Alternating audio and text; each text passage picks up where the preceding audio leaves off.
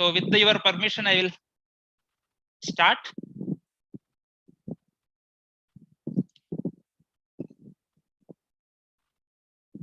Namaste and very good evening to all of you from India. Good afternoon, good morning, wherever you are. Welcome to the panel discussion of the virtual conference on disaster risk reduction. The event which everyone have been waiting for, looking forward for. As usual, let us start with a small symbolic lamp lighting. Thank you. Welcome all the panelists, moderator, coordinator, and all our beloved participants. We have Dr. Arpita Mandal, Assistant Professor, IIT Bombay, to coordinate this session. So I will now hand over the session to Dr. Arpita, and I will request her to hand it over back by 7:20 p.m. Thank you, Arpita. Please go ahead. Thank you, Shivalsa. A very good evening to all of you, guests, esteemed panelists, and all attendees. It gives me immense pleasure to be commencing the final and most awaited session of this conference, a panel discussion on the role of civil engineers in disaster risk reduction, where we hope to reach the pinnacle of the stimulating presentations and discussions we have had so far in VCDRR. The purpose of this panel discussion is to spark a conversation between a group of experts and thought leaders from the academia and industry on what can be done, what can be some new directions for the current and future civil engineers to help build a disaster resilient society. I feel fortunate to be in the company of some of the most distinguished leaders as members of the panel today, whose achievement, if I list down, would be far too many. In the interest of saving time, I will keep it brief. First and foremost, I welcome the moderator of the panel discussion, Professor Sitaram, who is currently the president of the International Association for Coastal Reservoir Research, the president of the Indian Society of Earthquake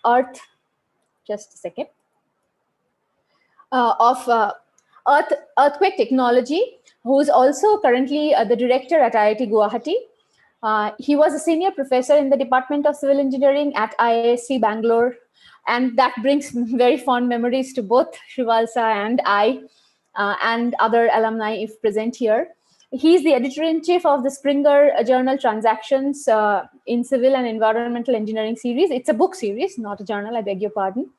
He is also a fellow of many societies and actively involved in research, relevant projects, and he has more than 30 years of experience. Next, and I'm very happy to introduce Professor Dilanti Amaratunga, who is a professor of disaster risk reduction and management. She also heads the Global Disaster Resilience Center at the University of Huddersfield in UK. Her expertise lies in disaster resilience, and she has an international reputation in that field. She leads the university's Global Disaster Resilience Center. She has many publications and several keynote speeches in several different countries. She's also a member of the steering committee of the UN ISDR Making Cities Resilient campaign. A very warm welcome to Professor Dilanti. Next, we are fortunate to have Dr. G.R. Reddy, who is the president of the Association of Structural Rehabilitation and distinguished scientist retired of the Bhabha Atomic Research Center in Mumbai. He has for the past 38 years worked in the area of structural dynamics and earthquake engineering. He executed new designs and life extension works related to nuclear facilities to reduce risk due to external hazards. He's also been responsible for disseminating the knowledge through teaching and several publications.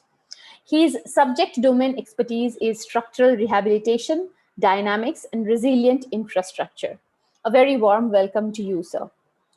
Next, we have Professor Shivakumar Babu, who's a professor at the IISc Bangalore. He's also the former president of the Indian Geotechnical Society and the governor of the ASCE Board of Governors, Region 10. He is the editorial board member and reviewer of several reputed journals, such as the ASCE journals, the Canadian Geotechnical Journal, geotechnique, computers and geotechniques, geo-risk, engineering structures, and so on.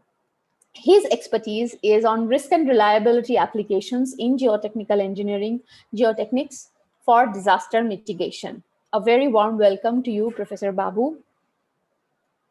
Next, we have Dr. Giriraj Amarnath, who is the research group leader, Water Risks to Development and Resilience of a very interesting organization called the International Water Management Institute, headquartered at Colombo in Sri Lanka. Dr. Amarnath is a remote sensing researcher specialized in the application of remote sensing and geographical information systems in the study of risk assessment across a wide range of natural hazards. His academic and professional work has given him substantial experience, including living and working in different regions of South Asia, Germany, Southeast Asia, and Eastern Africa. His area of focus is floods and droughts, rapid emergency response mapping, hydrological modeling, along with other areas of remote sensing and GIS. A very warm welcome to Dr. Amarnath. And last but certainly not the least, we have with us today Dr. Amod Mani Dixit, who is the General Secretary of the National Society for Earthquake Technology in Nepal. Dr. Dixit operates from Kathmandu. He has his PhD in Earthquake Risk Management from Ehime University in Japan. He is currently the chair of Asian Disaster Reduction and Response Network, a network of more than 50 members from 20 countries. He has extensive expertise with government and the United Nations system and other multilateral agencies operating in Nepal and in other countries with NSET project activities. His domain of expertise include earthquakes, landslides, and risk management. So with this brief introduction, I welcome Professor Sitaram and I welcome him to start the session and moderate the discussion. Over to you, sir. Namaste. Thank you, Dr. Pita, Professor Gilanti Amaratunga, Dr. Reddy, Professor Shivkumar Babu, Dr. Giriraj Amarnath, Professor Amod Mani Dixit, very distinguished panel on this panel discussion on disaster risk reduction. Welcome to all of you. Good evening, good afternoon, good morning. I don't know, from which countries Srivalsa has gathered people. Congratulations to Dr. Srivalsa and his entire technical team for a very important and an apt conference on disaster risk resilience. He hopes that, I think he has put a lot of responsibility on our panel, and he hopes that the outcome of this entire 6-day virtual conference, that is VCDRR, will really summarize during this panel in 1 hour 15 minutes. It's a very daunting task. Anyway, his expectations, let's see how we will do it. And he expects that this panel will give the new directions and ideas for civil engineers building disaster resilient society. The purpose of this panel discussion is to spark basically a conversation, ladies and gentlemen, between a group of experts who come from both academia as well as practicing persons. Basically, they will engage in a discourse and interaction. I think I have already shared the format of this panel to all the panelists. I will not waste time in saying that again, because I would like to utilize the time myself to give the starting word. Let me begin again. A warm welcome to all of you. Let me begin my observation by quoting Dr. Kofi Annan, UN Secretary, former Secretary General of 2004. He quotes, "While many people are aware of the terrible impact of disasters throughout the world, few realize this is a problem that we can do something about." Quotes closed. Please remember, that means every one of us have a responsibility to do something in risk reduction. This is all is about this panel. And in particular today, we're going to focus on how civil engineers are going to help in reducing the disaster risk. Let me take you to what is a disaster and hazard. A hazard is a process, phenomena, or a human activity that may cause loss of life, injury, or other health impacts, property damage, social and economic disruption, or even environmental degradation. There is no such thing as a natural disaster. I will repeat again. There is no such thing as a natural disaster. Because imagine if any of these hazards happens in Greenland, none of us are worried about it, where there is no people or even habitat. So, but disaster often follow natural hazards such as earthquakes, floods, cyclone, landslides or mass movement, drought, floods, or even man-made disaster, man-made hazards like biological, nuclear, and chemical, etc., etc. Let me also bring in the climate change. Climate change affects global temperature and precipitation patterns.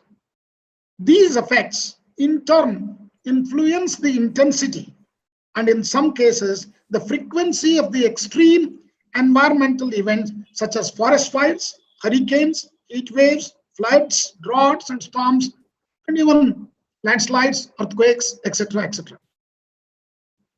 So, disaster risk is therefore considered as the combination of the severity and frequency of the hazard, the number of people and assets exposed to the hazard, and their vulnerability to the damage. I think let me restate the disaster risk. Disaster risk is therefore considered as the combination of severity and frequency of a hazard, the number of people and assets exposed to the hazard, and their vulnerability to damage. Ladies and gentlemen, today we are here to discuss about the role of civil engineers. The civil engineering community in mitigation and recovery activities for a given disaster or a hazard for both natural and man-made is well documented. We don't need to really, its contribution is also very well known. Civil engineers are actually in the forefront.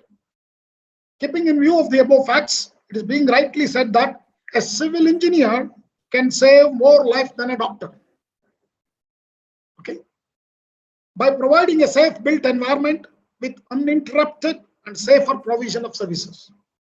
Presently, in most rapidly growing megacities with high concentration of human exposure and physical assets, disaster management is focused on post-disaster response that pose serious challenges, particularly so in developing countries.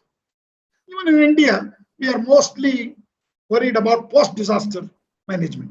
However, implementation of pre-disaster mitigation strategies involving in disaster risk reduction, which is the topic of today's panel as well as the entire conference, is the key. Disaster risk reduction is a systematic approach in identifying, assessing, and reducing the risks of disaster. It also aims to reduce socio-economic vulnerabilities to disaster, as well as dealing with the environmental and other hazards that trigger them. Ladies and gentlemen, let us look at the disaster management, which involves the range of activities designed to maintain control over disaster and emergency situations and to provide a framework for helping at-risk persons to avoid, reduce, or recover from the impact of the disaster. Disaster management is a cycle of activities, of course, which before, during, and after a disaster or a hazard. The different phases of disaster management are mitigation, preparedness, response, and recovery. A complete prevention of natural disaster, whatever I said natural disaster, even term doesn't exist, or even sometimes not desirable, because we cannot really make a completely prevent the natural hazards which causes the disaster. The risk to a community on the event of a disaster is basically a function of magnitude of hazard, exposure of the community to the hazard, and the vulnerability of the community to a particular hazard. So thus reduction in the undesirable risk or effects of disaster can be a very promising way to cope with the disasters. So that's the very aptly Dr. Srivalsa and his team has chosen the title of the conference, that is disaster risk reduction.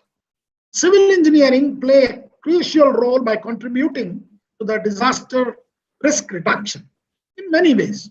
And I will mention one or two ways and leave the rest to the other panelists to highlight and also deliberate on them. In the setting of design and safety standards and the actual design and construction of infrastructure used to prevent damage and losses caused by hazard. These are the two things. One is setting of design and safety standards. The second, the actual design and construction of infrastructure.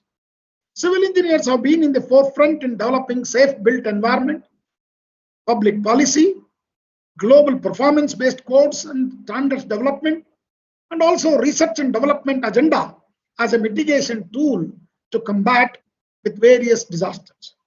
Despite of several challenges and constraints, civil engineers have played and are also continues to play very crucial and even much more diversified role in disaster management activities and in particular disaster risk reduction. So now let me define disaster risk reduction, the conceptual framework of elements considered with the possibilities to minimize vulnerabilities and disaster risks throughout the society to avoid or to limit the adverse impacts of hazards within a broad context of sustainable development. Ladies and gentlemen, today, sustainable development and the climate change has to be considered very seriously. In a disaster risk reduction, the concept of resilience expresses one goal of disaster prevention and response. Resilience refers to the ability of the community or society to preserve its essential structure and function in the face of stress and shocks. Resilience is closely connected to the concept of vulnerability, though resilience tends to be a higher strategic goal of building social systems, while vulnerability is a tool for analyzing the properties of those systems. So let me take you to what we have done or what the world has done in the disaster risk reduction. The Sendai framework of disaster risk reduction is an international document which was signed by a large number of countries in the March 2015, which was held in Sendai, Japan, which was endorsed by the United Nations General Assembly in June 2015. This is actually a successor to the Hyogo framework for action, which was existing between 2005 to 2015. So now, the Sendai document emerged from 3 years of talks assisted by the United Nations International Strategy for Disaster Reduction. So what I would like to tell you about is, now coming to the sustainable development is also, SDG goals also been defined in the year 2015 for the total 15 years, which was successor for a Millennium Development Goals. Both has a really very interactive framework for making disaster risk reduction.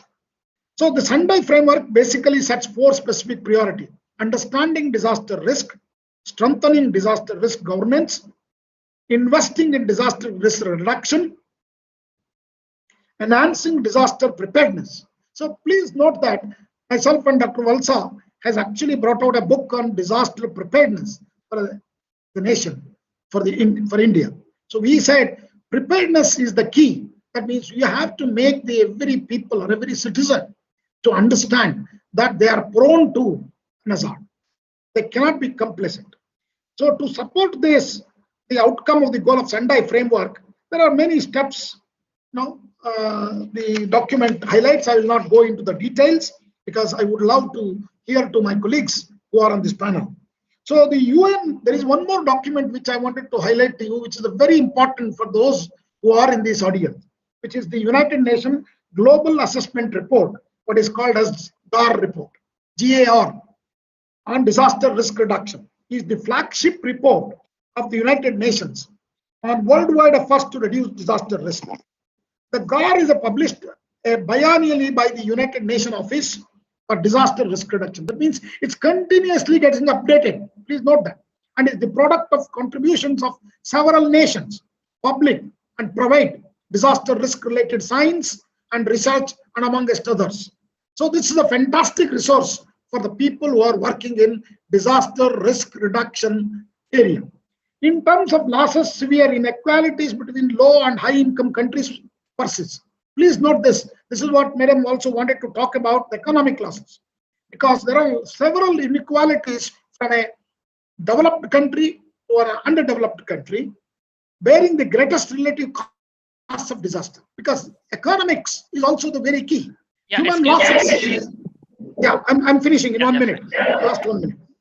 Human losses and asset losses relative to gross domestic product tend to be higher in the countries with the least capacity to prepare, finance, and respond to disaster and climate change, such as small island developing states. Greater effort is required to move beyond analysis of direct loss and damage to understand impact more holistically. With this brief introduction, what I will do is I will request in the order of the panelists to also make a remark, as I had given a format. Each one of them will have 5 minutes to talk about their view on the disaster risk reduction. So I will start with a woman member, Professor Dillanthi Amaratunga. Over to you, madam. Yeah, thank you very much, moderator and Chair. It is my absolute pleasure to be part of this panel, and it was once again, I must say, it was a very well organized conference over several days, with a very large number of audiences. So well done, the organizers. So from the point of view, I think the moderator actually emphasized some really key points. But what I want to contribute, as a panelist, is very much on the economic development angle, for example, particularly to sort of deal with the subject of economic development as a key driver for growth and infrastructure, and also how is it possible to achieve disaster resilience in an environment and a climate-friendly manner. So this is actually what I want to highlight, taking points from the conference during the last several days. So my very brief intervention will be structured around 4 topics. The first one is actually emphasizing the importance of infrastructure towards economic development, and then to talk about disaster risk and climate change impact on infrastructure, and then the importance of investing in climate resilient infrastructure, and then how we can actually go about doing it. For example, developing disaster resilience and climate resilience infrastructure. So this is actually the 4 key areas that I want to cover during my intervention. So if you sort of take the first one, for example, the importance of infrastructure towards economic development. I do not want to reinvent the wheel here, but having said that, infrastructure is the critical lifeline of social and economic activity.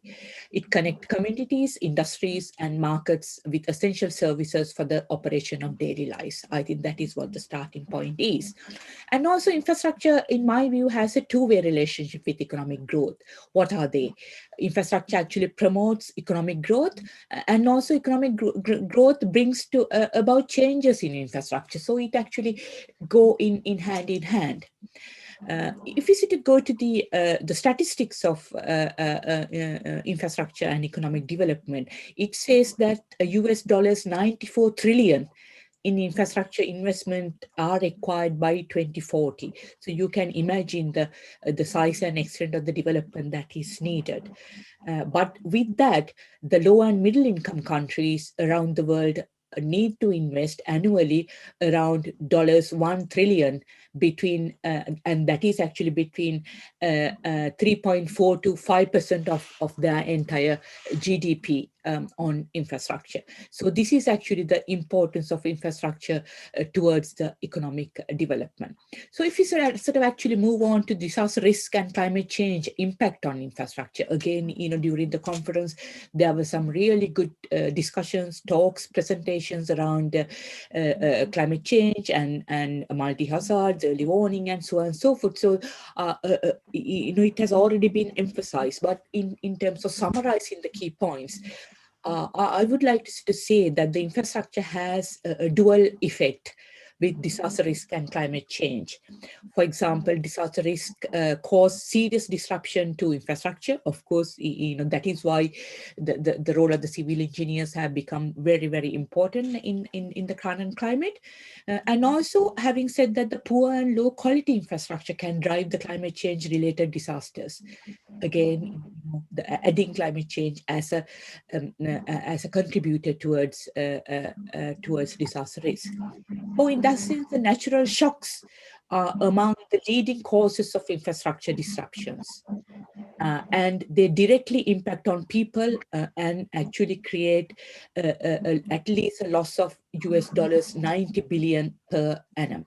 So you can see again the size of the disruption if we are to give a value to that. But of course, I'm not saying that we can value everything, but this is actually giving a value to the infrastructure component. And having said that, also infrastructure has an essential role in strategies to manage the disaster risk and in minimizing the negative impacts of climate change. So in that sense, it is fair to say that climate resilient infrastructure has the potential to improve the reliability of service provision, increase asset lives, and protect assets return, which is the path to economic development. So what I try to summarize here is the link between the economic development, the impact of infrastructure, and then disaster risk. Then the key component that I want to emphasize here is investing in climate resilience infrastructure. This is very, very important. So let's see what the current picture is at the moment. So again, the honorable moderator highlighted the Sendai framework 4 priorities, but one of the key priorities of Sendai framework is investing in disaster risk reduction for resilience. One of the key priorities, the third priority. So in that sense, it is very obvious that investing in disaster resilience has wider economic, social, and environmental co-benefits. And also, I think it is good to highlight that there are various angles of dividends of resilience. So I would like to actually highlight that in 3 areas.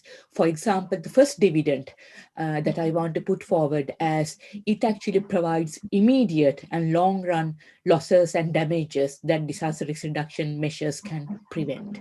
So that is actually the first dividend that I want to highlight. And the second dividend that I want to highlight of resilience is development potential that is unlocked when background risk is reduced through the disaster risk management measures. This can include innovation, entrepreneurship, investments, and is interdependent of the occurrence of any actual disaster, as was discussed during this very important conference. Then the third dividend that I want to highlight is actually the co-benefits of disaster resilience investments, which can include economic, social, and environmental aspects. And it can also be non-disaster risk management specific. I think that is really important. So in that sense, if you go back to the first dividend, which is actually directly relating to the infrastructure resilience, that is actually to deal with, to avoid losses in relation to the infrastructure. So that is how I want to bring the investment in resilient infrastructure into the picture. So getting back to the numbers in further emphasizing my position here, an investment of, for example, just $1 in resilience infrastructure actually has proven to save $6 through reduction in potential losses. I think these are very important. In the sense, I suppose these sort of statistics give us the chance to understand the importance of these activities. Unfortunately, in a world where the monetary values decide on the extent of the investment.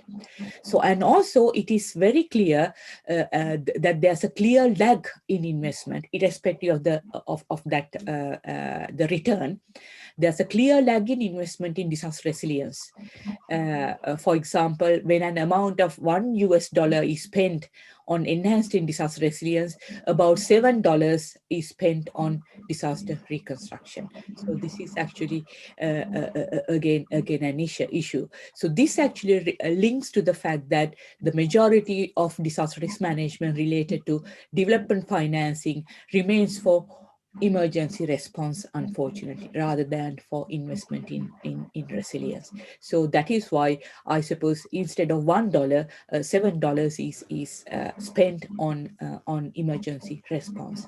So in that sense, I think it is fair to say that investing in more resilient infrastructure is really, really urgent under the current climate. So getting back to the final point about how we can go about it. So I want to highlight 4 key stages in doing so. And I identify them as the key stages in the infrastructure life cycle, where disaster resilience and climate change impact need to be integrated. The first one is the planning stage, where across sectors, it has to take place at all national, regional, and city scales. Again, very, very important. There's no point of having plans at the national level if they are not being cascaded down to the city level so that the communities can have direct access. So that planning component is really important. And the second one that I want to emphasize is the investment strategies and decision-making mechanisms, again, from national to you local need to level. conclude.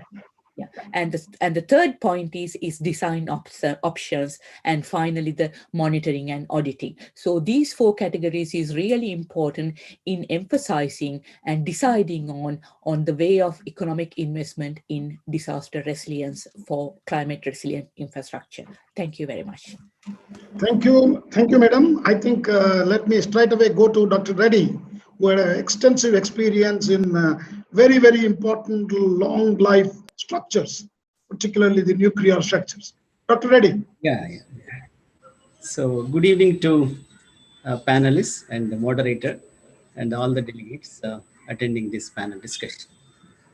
It is a good experience of this particular conference. I also could learn, though I have not attended many lectures, but I could learn a lot of things.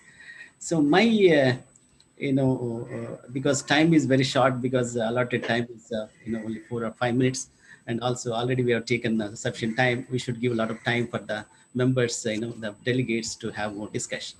So my, talk a little bit, my whatever the views will trigger, a lot of questions in the audience, and we can have the discussion. So now coming to the subject on the risk, risk, as you know, that is a function of hazard, vulnerability, exposure, when you particularly refer to the infrastructure. Now, these parameters you can add if you talk about the disaster management, say post-disaster. So you can add many other parameters and you can relate with the total risk. So let's not go into the various aspects, but let's focus on the infrastructure. So the infrastructure is definitely going to play a very important role in order to have, control, in order to reduce the risk, as other colleagues also mentioned. Now, the vulnerability, the hazard, when you talk about hazard, we have the man-made hazards, then we have the, say, natural hazards. The man-made hazards, if you very closely see, is much more giving risk than even, say, natural hazards. I hope everybody will accept me. For example, some of the cities, the number of lives we are losing is maybe 10 to maybe 20 in one city. I'm talking every day. Then you can calculate for say year how many people. So if you and related structures or whatever, say by road, by rail, all the things. If you take again the loss of economy, also you can see. So what I want to say, the risk because of the man-made hazards are quite large compared to the even, say, natural hazards. So we have to be very focused on that. Coming to this point, let us talk about the codes. When you say codes, when you want to say the critical infrastructure, that kind of words going into the say design course is there is no clear understanding of that. What are the critical important structures in order to manage the disaster or in order to reduce the disaster risk? So that inputs also has to go into the course. So what I want to say, the people involved in the course, the researchers and the designers have to come together, have this kind of clear definition of the critical important structure. Then you grade it so that everybody will get prepared. So now the risk reduction, as other colleagues also mentioned, has to start from the individual. So it should start from individual to the group, to the village, to the city, and the state, the country, as well as the whole world. Then only the risk we can definitely reduce it. So the, what I want to say, the training, the understanding of the risk because of the natural as well as the man-made hazards, it has to go into the minds of the people then, because he has to own, he or the group or the city or the village has to own all infrastructure. If this thing is got is what I rooted or planted very deeply into the minds of people, then definitely there is a possibility of reducing the risk, whatever the hazard is going to be there. Because many hazards, when I say the man-made hazards, you have control, but natural hazards you don't have control.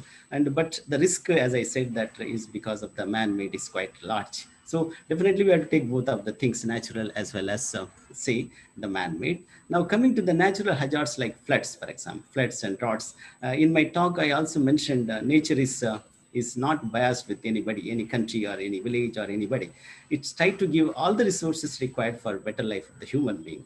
The question is how you are able to utilize, how to collect it, how to distribute it, and how you are going to utilize properly. That also has a direct or indirect impact on the total risk. So for example, we have in our country, we have a large area which has a huge amount of rainfall, and there is a highly prone for the flooding that's there. So, but it is our responsibility to see that this huge amount of rainfall you have to catch properly and try to distribute. If you do distribute properly, then in the future hazard, basically in the future you are going to have water going to be the big hazard in the whole life of the not only our country, many countries in the world. One should be very careful, and people should work to have to have the whatever required water. Maybe per capita in our country is very, very small, so you have to go to the nation, whatever the say life standards are there, you have to try to beat that, and in the long run you should have good vision. Now whatever this particular hazards, whatever you are envisaging or vision, you are having that kind of hazards going to be there, how to manage it, how you are going to live with that. So that if you have in your mind, then the infrastructure you have to be there in order to have the proper distribution of the, say, whatever natural resources. Then also whatever the structures required, if you want to have that distribution, that also has to be made properly. And say the resilience and all the terms comes on the way. So you have to make a better structures, infrastructure. Now, it's everybody talking is not the we have the structure once you made that is going to be there forever. So the vulnerability is a function of time. So vulnerability is going to be a function of time. It is a dynamic property. So now you have to, whatever infrastructure you make, you used to make a dam, or you make even the canal, you make say bridges, transport systems, everything you make, but you have to keep that vulnerability is not to keep on increasing. Okay. Please conclude, please. Yeah. Okay. So this is what I'm trying to explain in various aspects like man-made say hazards and the natural hazards, and also the whatever the infrastructure you are making, that also you have to keep say when you say resilient. So as time passes, you learn a lot of things from the nature as well as your whatever performance of the structures, infrastructure due to the natural and man-made hazards. Say for example, even transport system, the roads and bridges, still you have a lot of gaps to have the resilient design of the structure. So one should be careful and understand. So these things can be filled by the institutes, research centers, then as well as the designers has to implement it. And the public, our target is to protect the public and economy of the country or the world. Then this there is a management committee, everything, disaster management, everybody has to come together, have a clear definitions and a clear distribution of the natural resources, utilization, the infrastructure to have the low risk. That's what I want to tell. So we can talk a lot of things, but I hope this exactly. Thank you, Professor Reddy. I think you brought out a very beautifully, water as a hazard. Yeah. Water as a hazard. Yeah. So our young person, Dr. Giriraj Amarnath, works on floods. So let me invite him to continue that discussion what Professor Reddy started off. Yeah, please. That's good. Giriraj, go ahead. Thank you so much. Thank you so much. Yes, please. Thank you, Chair, and thank you, organizer. I hope I'm audible. Can someone confirm? Yes, yes, yes. Okay, Yeah. thank you. So again, thanks for the organizer for giving this opportunity, and the excellent moderation is ongoing here. I would pick on the speaker spoken in the previous instance on the importance of water-related hazard. I would really bring on the aspect of how do we strongly integrate the risk management approach to the disaster management. While I would not speak much on the risk reduction, which was also moderated and spoken in the past.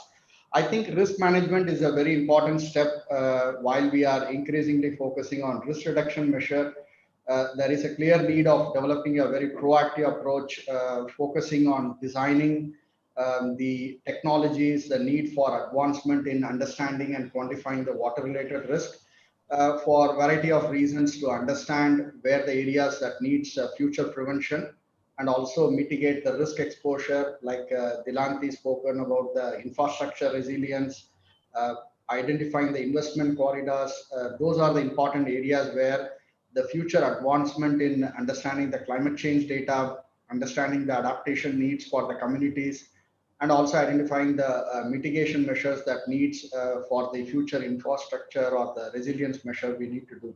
I think it is not that we are going to look at where it is available.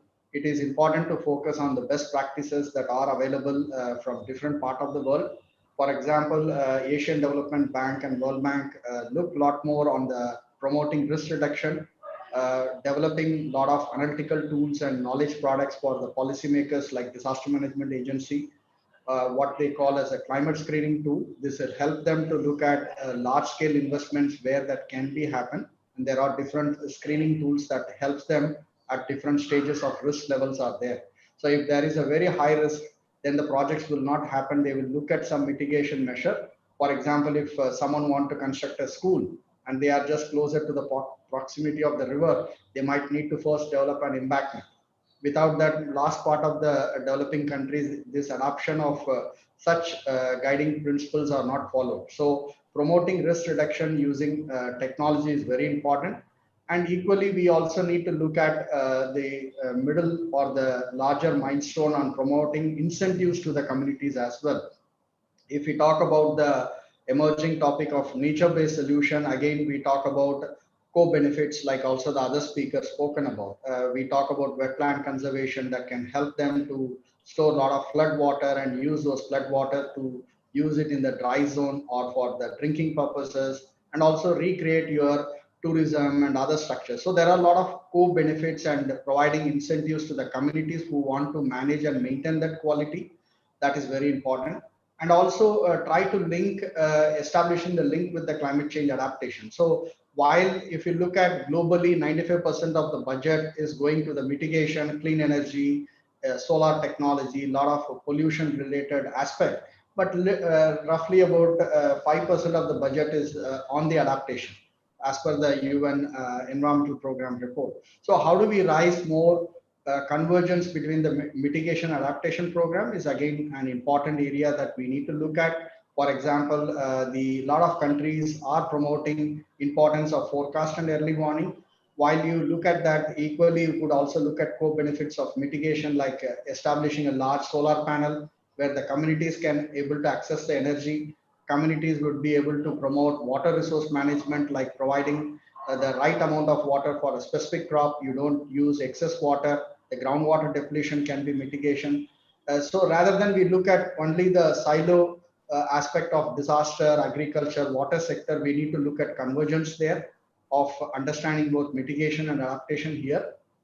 And also it's not about, as that brings also to my message on participatory management, because often when we look from the colonial time onwards, we are still stuck with the departments of agriculture, department of social development, rural development. There are so many departments. The fundings goes to the community in a different channel, and the problems are looked at not at a collective measures. So again, we need to look at how we promote participatory management, not from the policy perspective, but also look at the community needs. What are the needs for reducing resilience to the, increasing resilience to the region, and but also need providing access to the disaster risk insurance program. program, because often we can manage through the risk reduction measure. A lot of policies implication can help us to promote risk management measure, but there is a residual risk will continue to peril depending on the risk that is expected to happen due to extreme weather. So disaster risk insurance is very important. International Water Management has been promoting using technology, working with reinsurers, working with insurance company, scaling over 100,000 households in India and Bangladesh, and now we are rolling out in Sri Lanka. It's a small way to look at how do you look at transferring the residual risk, and also when the disaster happens, how do you quickly estimate the loss. Again, I believe in all this segment of my message of best practices. I think equally the technology and the communities and the integration of the agencies to work together is critically important. And I think today, if you look at, for example, we are talking a lot about the technology like AI. We don't need to look at now weather stations that are collected from thousands of stations. So if we can integrate each of those towers, and the towers can speak together and provide a rule-based decisions of what's the likely water level is going to increase in the rivers, rather than we look at individual towers, and that's where the AI solutions are going to help us. And how does those data sets can be useful for alerting the communities timely, and also use that same data to promote risk insurance. So it's a lot about today, how do you put this technology and how do you manage this crisis, and also take it forward to the sustainable goals of how the moderator has spoken about the Sendai framework. So I think it is about today looking at the management aspect of water risk management, and how do we prevent and mitigation to the exposure and the vulnerability aspect. And I also would like to bring connecting to the theme of this event, and also in the next, on Monday, we are celebrating the World Water Day, and the theme of valuing water today. That's where the UN theme is talking about on Monday.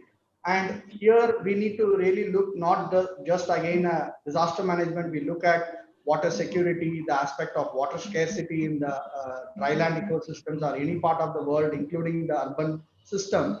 And again, I would think about can you conclude? Yeah, can you conclude, I please? would talk about connecting these systems are very important, whether we talk about disaster, whether we talk about water resource management.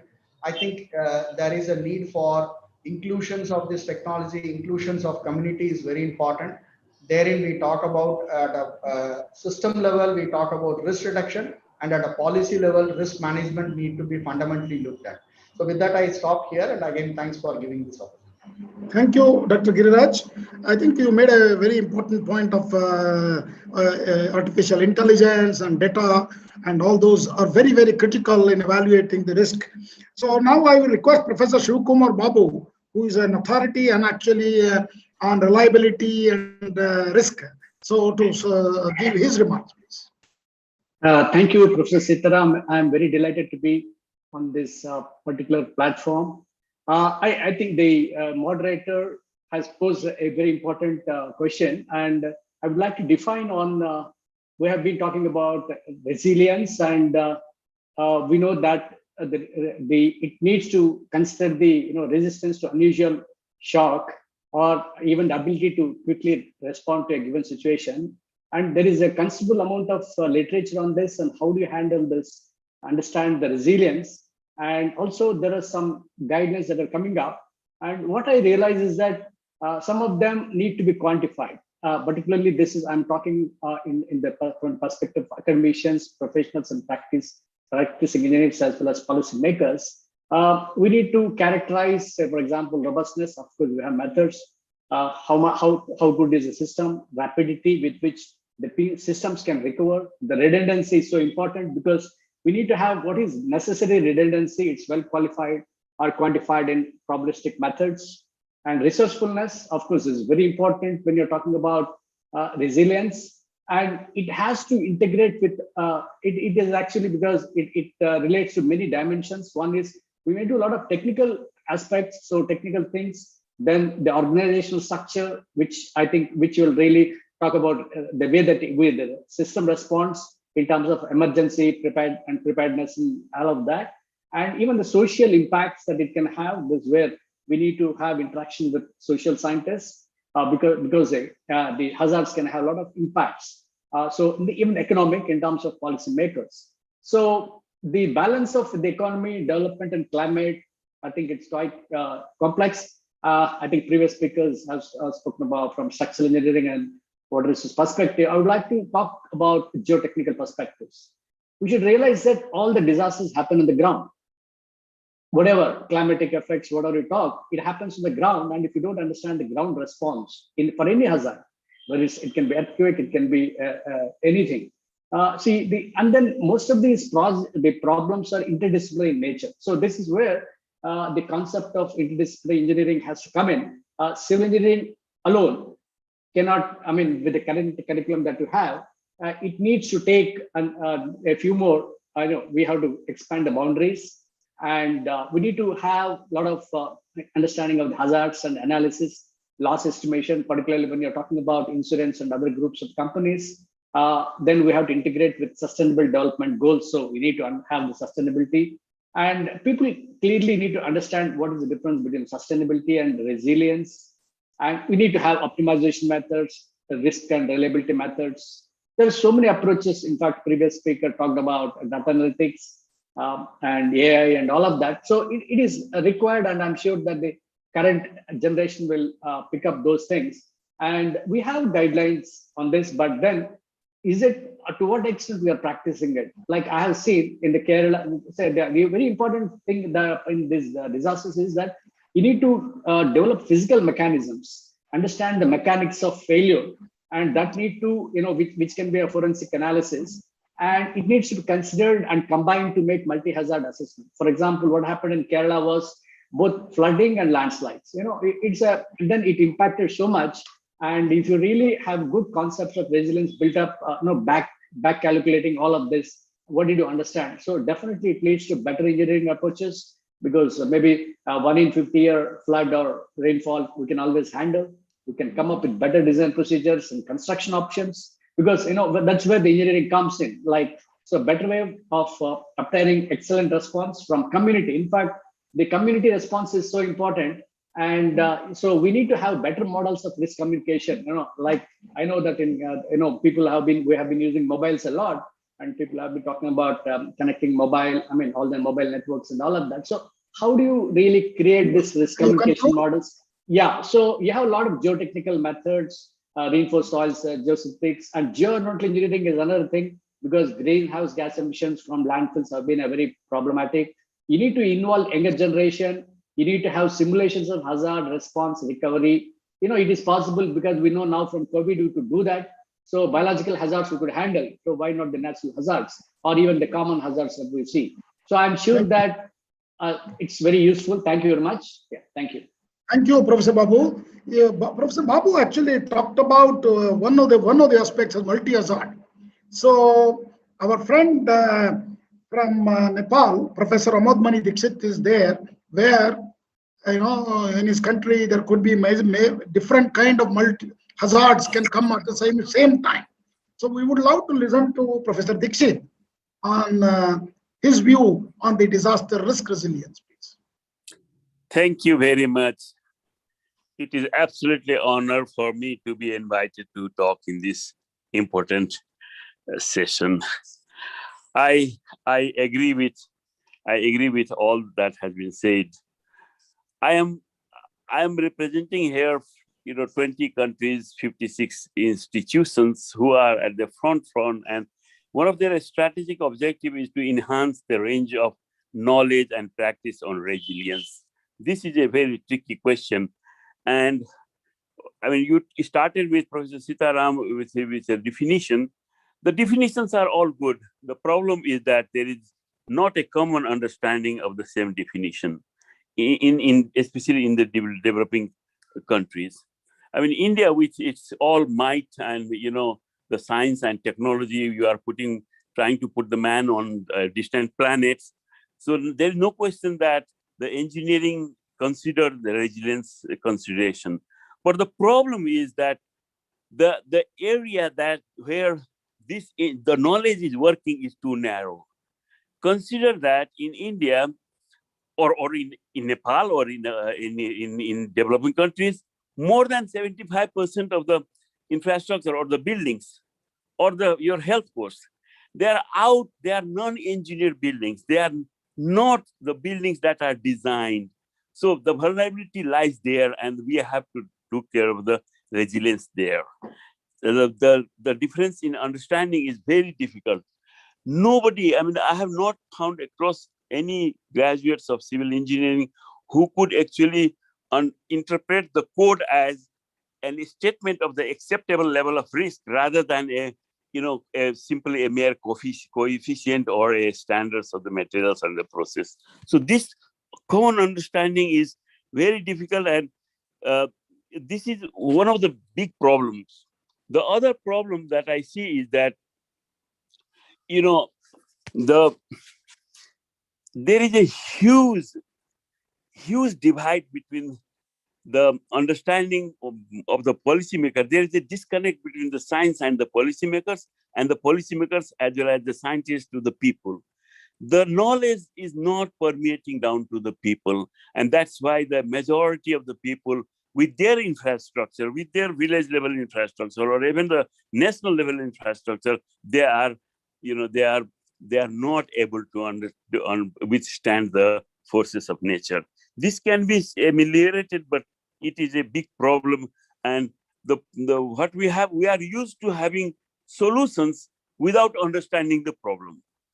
With all respect to all the academia, and I have joined the academia recently after a long 28 years of working at the front level or at the last mile, or nowadays it is called the front, or the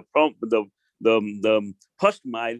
What I see is that there is tremendous disconnect in terms of understanding, in terms of capacity. So that in that perspective, I see resilience, and I'm very happy that my network, the Asian Disaster Reduction and Response Network, it has its strategy so far, in strategy that we work with. It is to connect the global frameworks, as you said, Professor Sitaram, the Sendai framework, to the local level.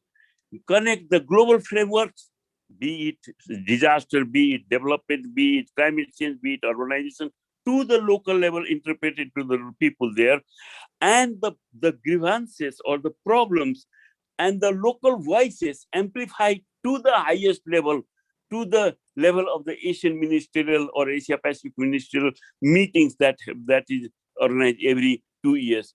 So this disconnect is more difficult, and it is actually scary than the achievement in science and technology that you have talked about.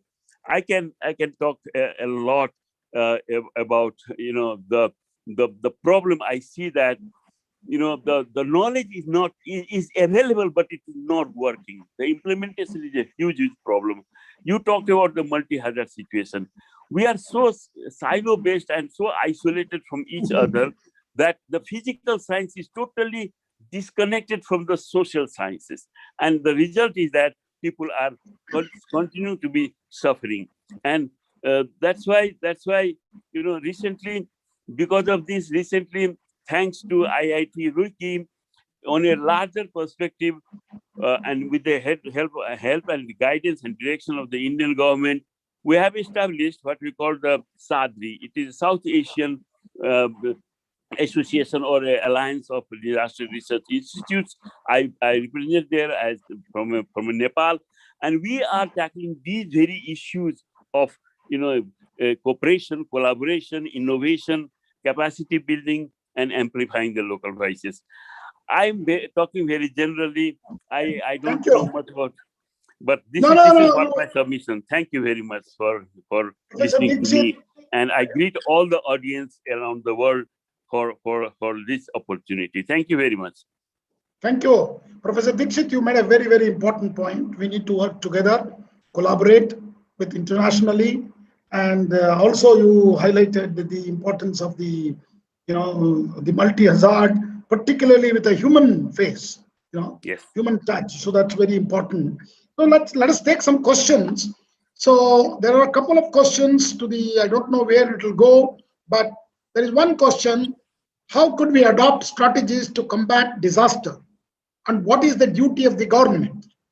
So can we, because I think I will start with Professor Dixit again, because he is the one.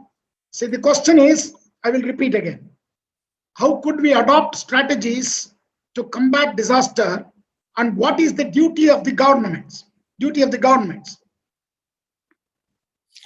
Well, it is a very difficult question. Actually, you can answer it in different way.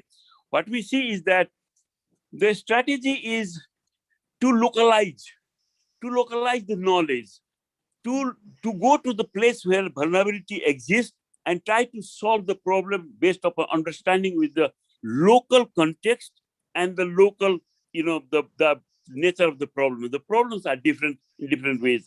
And the government, unfortunately, our governments, they are as was told by Professor Babu, that there are Professor Babu, Professor Giriraj, that the departments are the ones that have the authority, and they go there differently and without any collaboration and coordination. The problem with it is within the government cooperation or coordination, but then the government has to go outside of it. There is a huge gap between the academia and the government in developed countries, especially in South Asia. The way I see it is that, and there is a constraints of economy, there is a resources constraints, and all other constraints are there, and so there is always a question of fighting for resources. So the government should accept that the stakeholders are different, including the vulnerable ones. The private sector business is not being taken into the discussion. So it is a multi-stakeholder situation, and only working together, just like when there is an emergency, the government collects everybody, be it from academia, from private sector, from donors, from everybody, but they don't collect everybody when making decisions before the disaster. Perhaps that should be a paradigm shift in approach for disaster risk management. Thank you. Anybody else has the same, what should governments do? Maybe Professor Dilanti Amaratunga from angle of finance. Yeah, from the point of view of government, I suppose again, the disaster risk investment is really important, and I think again during my short intervention. During my short intervention, I emphasized the importance of investment. So I think the shift in emphasis from investing in disaster response to disaster risk reduction or the disaster preparedness is really, really important, because at the moment, I suppose that I think the distinguished panelists will agree with me that the majority of the investment is geared towards the response activities for all sorts of reasons. But I suppose the shift in that direction is needed towards disaster risk reduction. So that has to be a very much a kind of a government centered decision to invest more in disaster risk reduction. So in that sense, I think I would like to sort of bring in the coalition for disaster resilient infrastructure, which is actually a great initiative put forward by the Honorable Prime Minister of India, and I have been very, very closely following its development, which highlights this investment aspect on resilience rather than investing on response activities. That is really, really important, and that emphasis then needs to be formally incorporated into government strategies at national level, and then it should actually then cascade it down up to city level, so that the entire structure, irrespective of what the structure is because it varies from country to country, so but it should actually link from cascade down from national to local level, so that everybody understands the importance of investment from the government point of view. And then finally, there need to be governance structures which will support that sort of a mechanism. Again, very, very important, getting back to Sendai, that is actually priority one of Sendai. So you can actually sort of see the four key priorities of Sendai are very much linked together. So even in this equation, the government decisions are very much on investment decision, and in order to operationalize that, there need to be good governance systems, which is actually priority 2. Thank you very much. Thank you, madam. It's a very important point you made. There is another question by my good friend from Australia, Dr. Bindu Madhava. He says, disaster preparedness. Kindly explain. You see, I would like to just tell you how important this disaster preparedness is. So the beautiful example is we would take is the coastal, the East Coast, where the Odisha government, what they have done for the cyclone preparedness is amazing.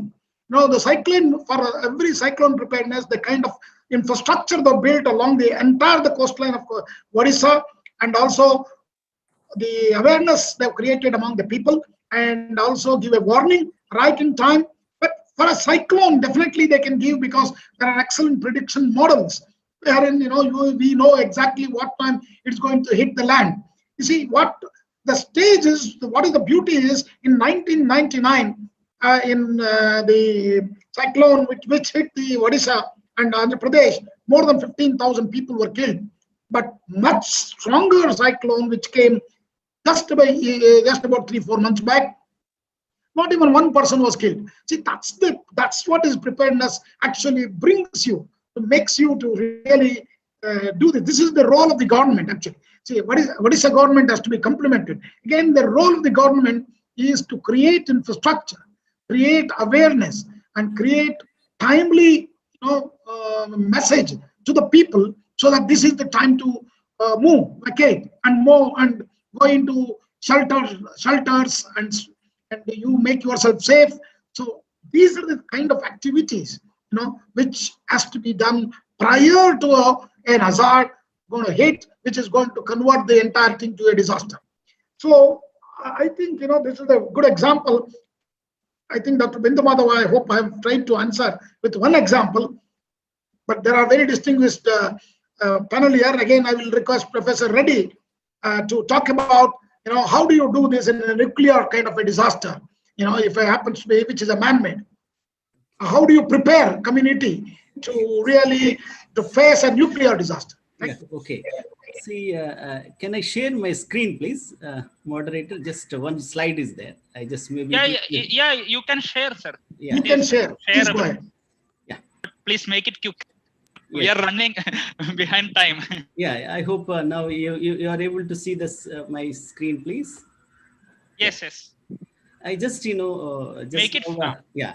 I hope it's clear. So just now some our panel members also explained about government involvement. Then I'll come to the whatever the question with respect to the nuclear safety and how we prepare. Okay, that is we can discuss, no doubt about it. But the experiences whatever we have in the nuclear industry definitely can be very useful for other part of the whatever subject. So this particular network, what I say, we finally targeting to protect the public and economy, right? Now, in order to have, that is what we talk about risk. That if you are clear with the definition, is the disaster management agency. If you say that's the government, but see how others are linked. Starting from single person to the your research people, designers, construction people, even utility. Everybody is part of it. Now, it's not that government means we are also government. Please remember that everybody has to take the responsibility. Then you are well prepared. That's what I want to make one point. And second point, just now moderator also mentioned that, yes, it is very good that we have to develop a good infrastructure, but please do not forget the vulnerability of this infrastructure is a dynamic nature. So you have to keep watching that. So your rehabilitation, retrofitting, assessing the, capacity of the structures continuously is very, very important. Please do not ignore that. And it is like your own health point of view, your capacity keep on reducing, right? So infrastructure, whatever you develop, you have to keep watch on that. And also see the lessons we learned from, for example, we talked about multi-hazards, right?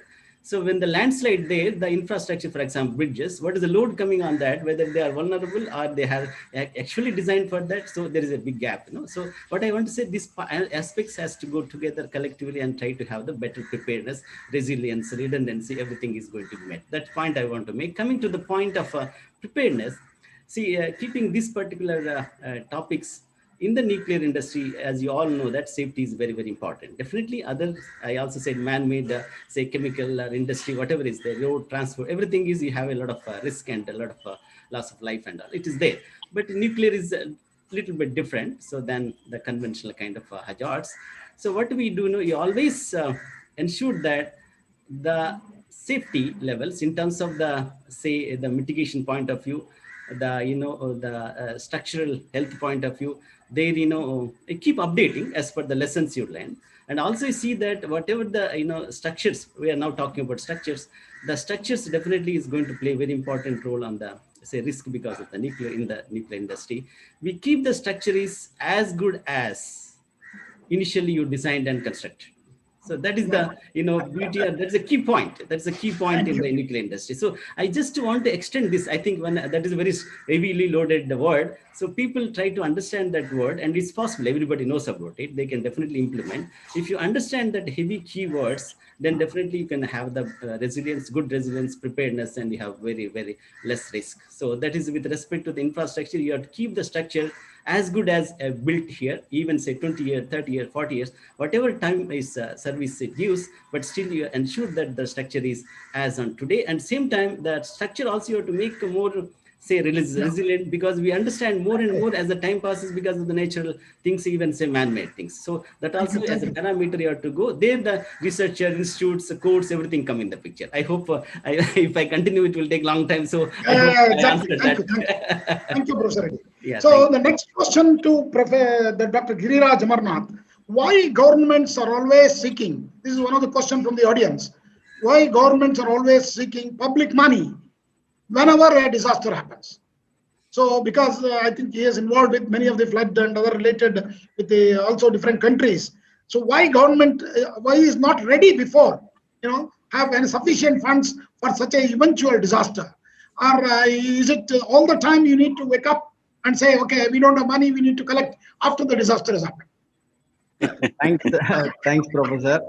And yeah, it's a very challenging question to respond.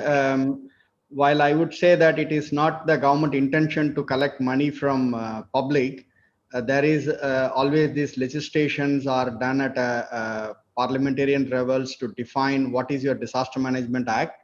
But when it comes to disasters, take like country like India, in a year, we are having at least multiple disasters, what we call is a colliding disasters, from landslides to flood, drought, everything. And the fiscal budget, if you look at for looking at this over the years, it's extremely high, and governments cannot really tackle the funds that are available just for the relief. The National Disaster Response Force or the National Disaster Management Authority, which manages these portfolio of financial budgets. So I think in recent years, like some of the other panelists spoken about, the government of India proactive stance on promoting better resilience to infrastructure, importance of risk transfer, importance of early warning. I think in some way we can see in the next 15 to 20 years, there will be funds that are going to be used for response or relief is going to come down, and significantly going to focus on the preparedness strategy. I think the more we focus on integration of this technology, developing solutions which are at the local need, and providing a stronger capacity need, I think these things will certainly play a big role in future. And I think it's not the government message of collecting funds from the public, but of course there are national calamities like 2009 drought or the massive drought that happens across the country. Then the government will go into certainly a fiscal deficit. That's where they will ask certain financial support from the public as a voluntary, or by means of collecting through certain tax collection or etc. So it's a very broad topic, but I would say there are a lot more proactive stance are happening now, and I think the the UNDRR or other efforts coming into the financial resilience of one of the priority in Sendai framework and the SDG. And I think there is a more proactive thinking is happening.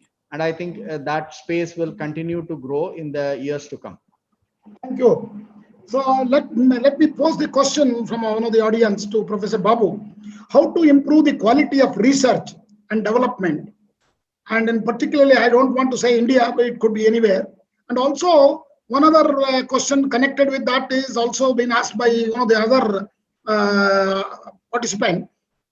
Professor Babu, please explain the sustainability and resilience in disaster management with examples. Okay, actually, let me answer this question first. Yeah, thank you. It says, yeah. See, the thing is that the resilience is required for all the disasters because we need to improve in our capacity to resist. So that is the resilience. And if you're able to use sustainable methods, say maybe in reinforced soils or something like that, in landslides or suitable measures, it can be done. There are a lot of examples of sustainability and resilience. I can go and length. I think they can come in contact with you later. Second thing I would like to tell you is that I think we need to say, as an academic community, we should realize that we are teaching engineers. We are all engineers, and we are preparing engineers for facing a lot of hazards like this. So that should be our priority. We need to learn the necessary knowledge required. We need to prepare all the students and faculty. Faculty themselves have to be on the front line to learn and unlearn whatever they have learned sometimes it is required. We have to be on the front side. Otherwise, I think, like you need to convince our own students who are the policy makers, fortunately or unfortunately, you have to convince them, because we have to show the way. So I think you should be the engineers and teachers. Thank you.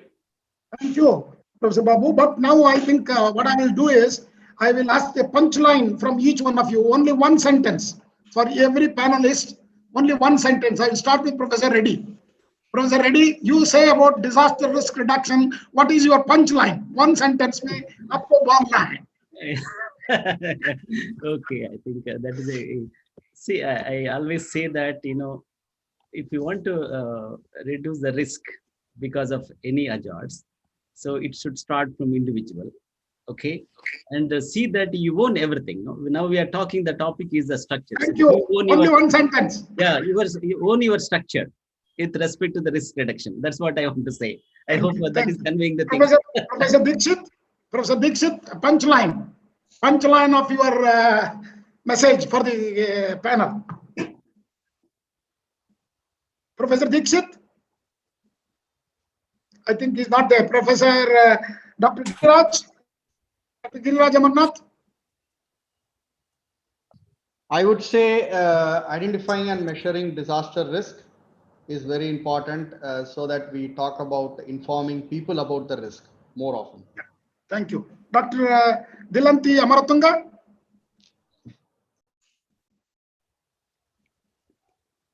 Madam, are you there? Professor Babu? Yeah, I think punchlines, understanding resilience, sustainability, and climate change combined in a combined way. Thank you. Good, thank you. Professor Dixit, again, there is a chance. Professor Dixit, what is your punchline? Yeah, sir. Professor Dixit was disconnected. He is rejoining. Okay, how about Professor Dr. Dilanti Amaratunga? If she is not there, let me just conclude this session. So, see, particularly, we need to look at to reduce the global disaster mortality. See, this is very key. By 2030, we need to reduce the global disaster mortality, aiming to lower the average per 100,000 global mortality between 2020 to 2030, what was existing in the 2000s. And we need to also reduce the number of affected people globally, reduce direct disaster economic loss, substantially reduce disaster damage, the critical infrastructure. That means we need to look at the health monitoring of the structures, what Professor Reddy talked about, and build resilience in our all things what we do, and substantially increase the number of countries with national and local disaster risk reduction strategies. That means we need to do this together.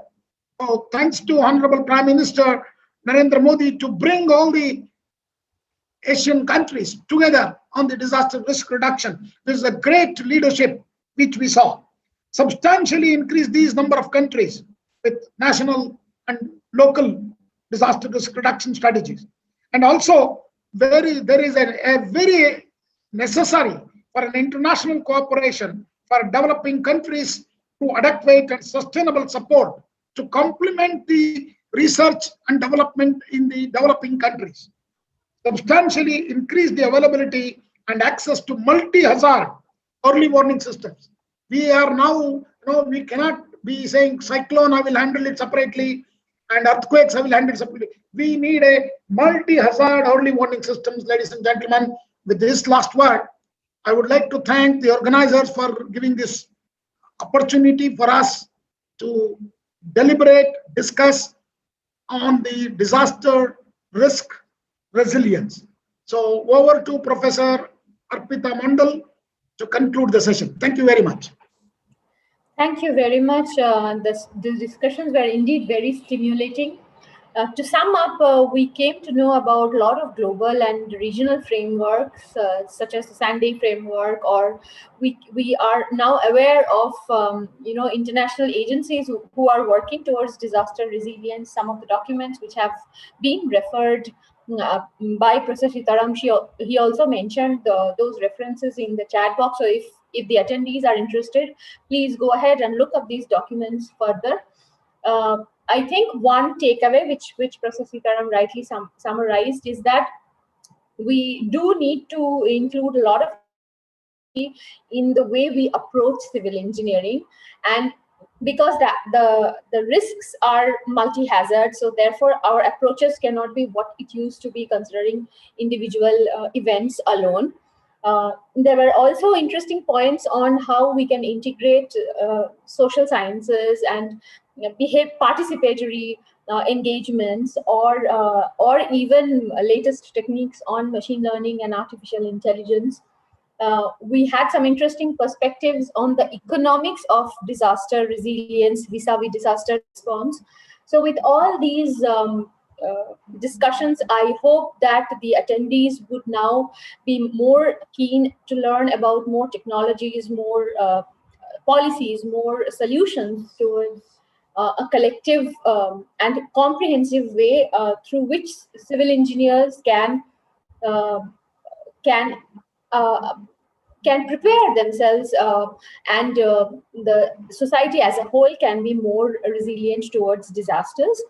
So I'm very glad that Professor Sitaram moderated the session very efficiently, and we have finished on time. With these few words, I personally, as the program chair of VCDRR, personally thank all of you, all the esteemed panelists, for joining us today, taking out time and engaging in really stimulating and thought-provoking discussions. I thank all the attendees and all the participants of the conference who have actively taken part in making this conference a really successful one. I congratulate my other co-chairs of the conference, and particularly the efforts of Srivalsa. So I jokingly kept on telling him, looks like Srivalsa, this is your first baby and it's a hugely successful one. So with those few vote of thanks, I'm going to conclude the session and pass on the baton back to Srivalsa. Thank you. Thank you, Arpita. Thank you for giving the floor back on time. And special thanks to Professor Sitaram and all the panelists, Professor Shivakumar Babu, Professor Dilanti Amaratunga, Professor G.R. Reddy, Professor Giriraj Amarnath, and Dr. Amod Mani Dikshit. Thanks to all for your kind contribution and time. So we have 6 minutes for the valedictory section to start. So till now we have been listening to the senior experts with decades of experience. So now I will call our program chairs, young scientists. They are also IRDR young scientists of UNISDR. May I request Dr. Basantaraj Adhikari to kindly speak for 1.5 minutes, please. Thank you, Srivalsa. It's a pleasure to be here, and a good discussion and a stimulating discussion. the way how we have to deal is multi-hazard that some of the esteemed professors also explain, as we belong to the higher Himalayan part in the Nepal, and we need to understand all these domino effects, like in Chamoli flood, or in 2012 we had a Seti flood in Nepal. And so, this kind of, we are talking about building a high dam, in the Himalayan region, lots of hydropowers, and then what about the climate change effect, and then the glacial lake outburst flood, and then the subsequent impact. So we need to understand from the upstream to the downstream to understand the whole watershed level, and we need to understand the vulnerability then up to the risk assessment. That's how we need to understand for the future generation, and we need to work on that. So thank you very much. I stop here, Srival sir. Basanta. Now I will invite Dr. Darren Chian from National University of Singapore. Please. Hello, hi. Yes, can you hear me? Yes, perfect. Right. So being the program chair for earthquakes, having heard so many speakers who have actually contributed extensively in the subject of earthquakes, is really heartwarming to hear that that we all, a lot of us are putting a lot of effort to try to understand earthquakes, to make earthquake study rather than art, to be more towards a science topic. And I'll just have to, and I would like to congratulate everyone, the speakers as well as the participants. Very good questions. I think that that the conference has been very well managed, as well as the fact that that there are two-way communications between the speakers as well as the participants. And I would just like to end by saying that one small step in VCDRR and a big step to working towards disaster mitigation and reduction. Thank you very much. Thank you, Professor Darren. Now I invite Dr. Indrajit Pal from IIT Bangkok, please. Yeah, thank you, Sivalsa. It's my pleasure actually to join this group. My point is here, like there are a lot many young group. Actually, I have seen all through these 6 days, and this is really encouraging for me, especially. I'm handling one disaster management program here in Thailand, which is interdisciplinary, and also providing the higher education on disaster management. Some of the participants I have seen in the chat box today asking the question like why disaster management is important, so important, but why there is not much courses available in the universities as a mandatory program or course. So I think this is a really good start in terms of India and in terms of the region also, and to propagate this information. And we are really excited, like when we started this, I am also one of the program chair, and this is really exciting for all of us to see like a lot of young scientists and the students who really participated and all through consistently for 6 days. And this is really, really encouraging for our academician, especially in this DRR domain, and is really expanding. And that's the good part of it. Thank you so much. Thank you, Dr. Pal. So with this, we conclude the panel discussion with the comments from the young scientists as well. So as our chief patron, Professor Umameshwar Rao is already here, I think with the permission from Chandan sir, I think we can start the valedictory, even though we are 2 minutes early, so that we will get a little more time. I will request Chandan sir to formally start the valedictory session with a brief welcome address, please. Sir, your mic is muted. Please unmute.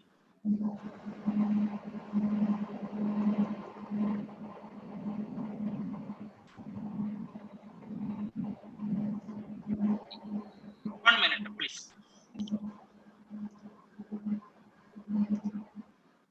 Yeah, please.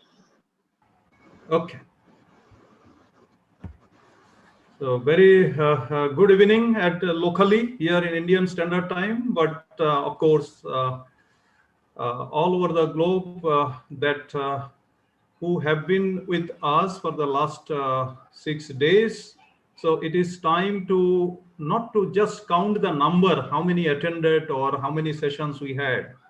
It is of course, Sivalsa is going to give those number details following this. But taking up such kind of responsibility, that to remotely connecting with 70+ country and arranging these things with the dot time and managing everyone is a task that itself is worth mentioning over here. And especially our guidance we have received from Dr. R.K. Vandari and also Dr. Sitaram. Of course, it was a very igniting session that you had just now, panel discussion, which has worthy enough to give a not coverage, rather uncovering the facts and figures that over the globe, UN organization, Indian government, Prime Minister's, our Prime Minister's effort, and the way that we are taking up DRR with Sendai framework for disaster risk reduction and climate change and SDG all together, which was also nicely coined by Dr. R.K. Vandari. So at this juncture, just thanking all our participants and keynote speaker is not enough.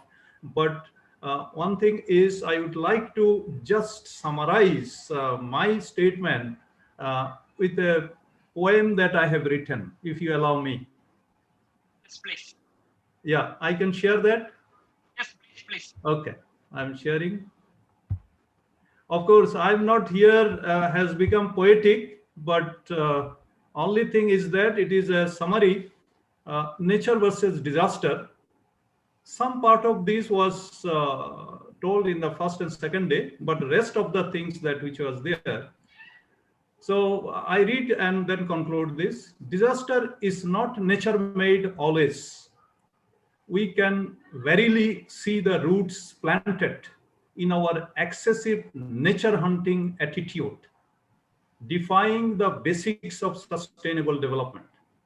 Disaster never came on us until we have exploited the earth for minerals, making monuments and palatial buildings occupied by people with vested powers. Disaster has never been the serious issue to society, but for our greed and desire to have reigns over the nature, exceeding the quota in exploiting its resources. Living life is no more a precious gift from the nature we have been with so far. Disasters are born out of our lust for containing universal law at our shoddy plans. DRR is a new dimension of living today. We embrace it at the cost of our welfare. We need to realize the mother nature, taking everything as gift as our share. As long as our development perspectives scale new dimension in terms of habitat, occupying horizontal and vertical spaces, let us reap elixir as much as from the nature.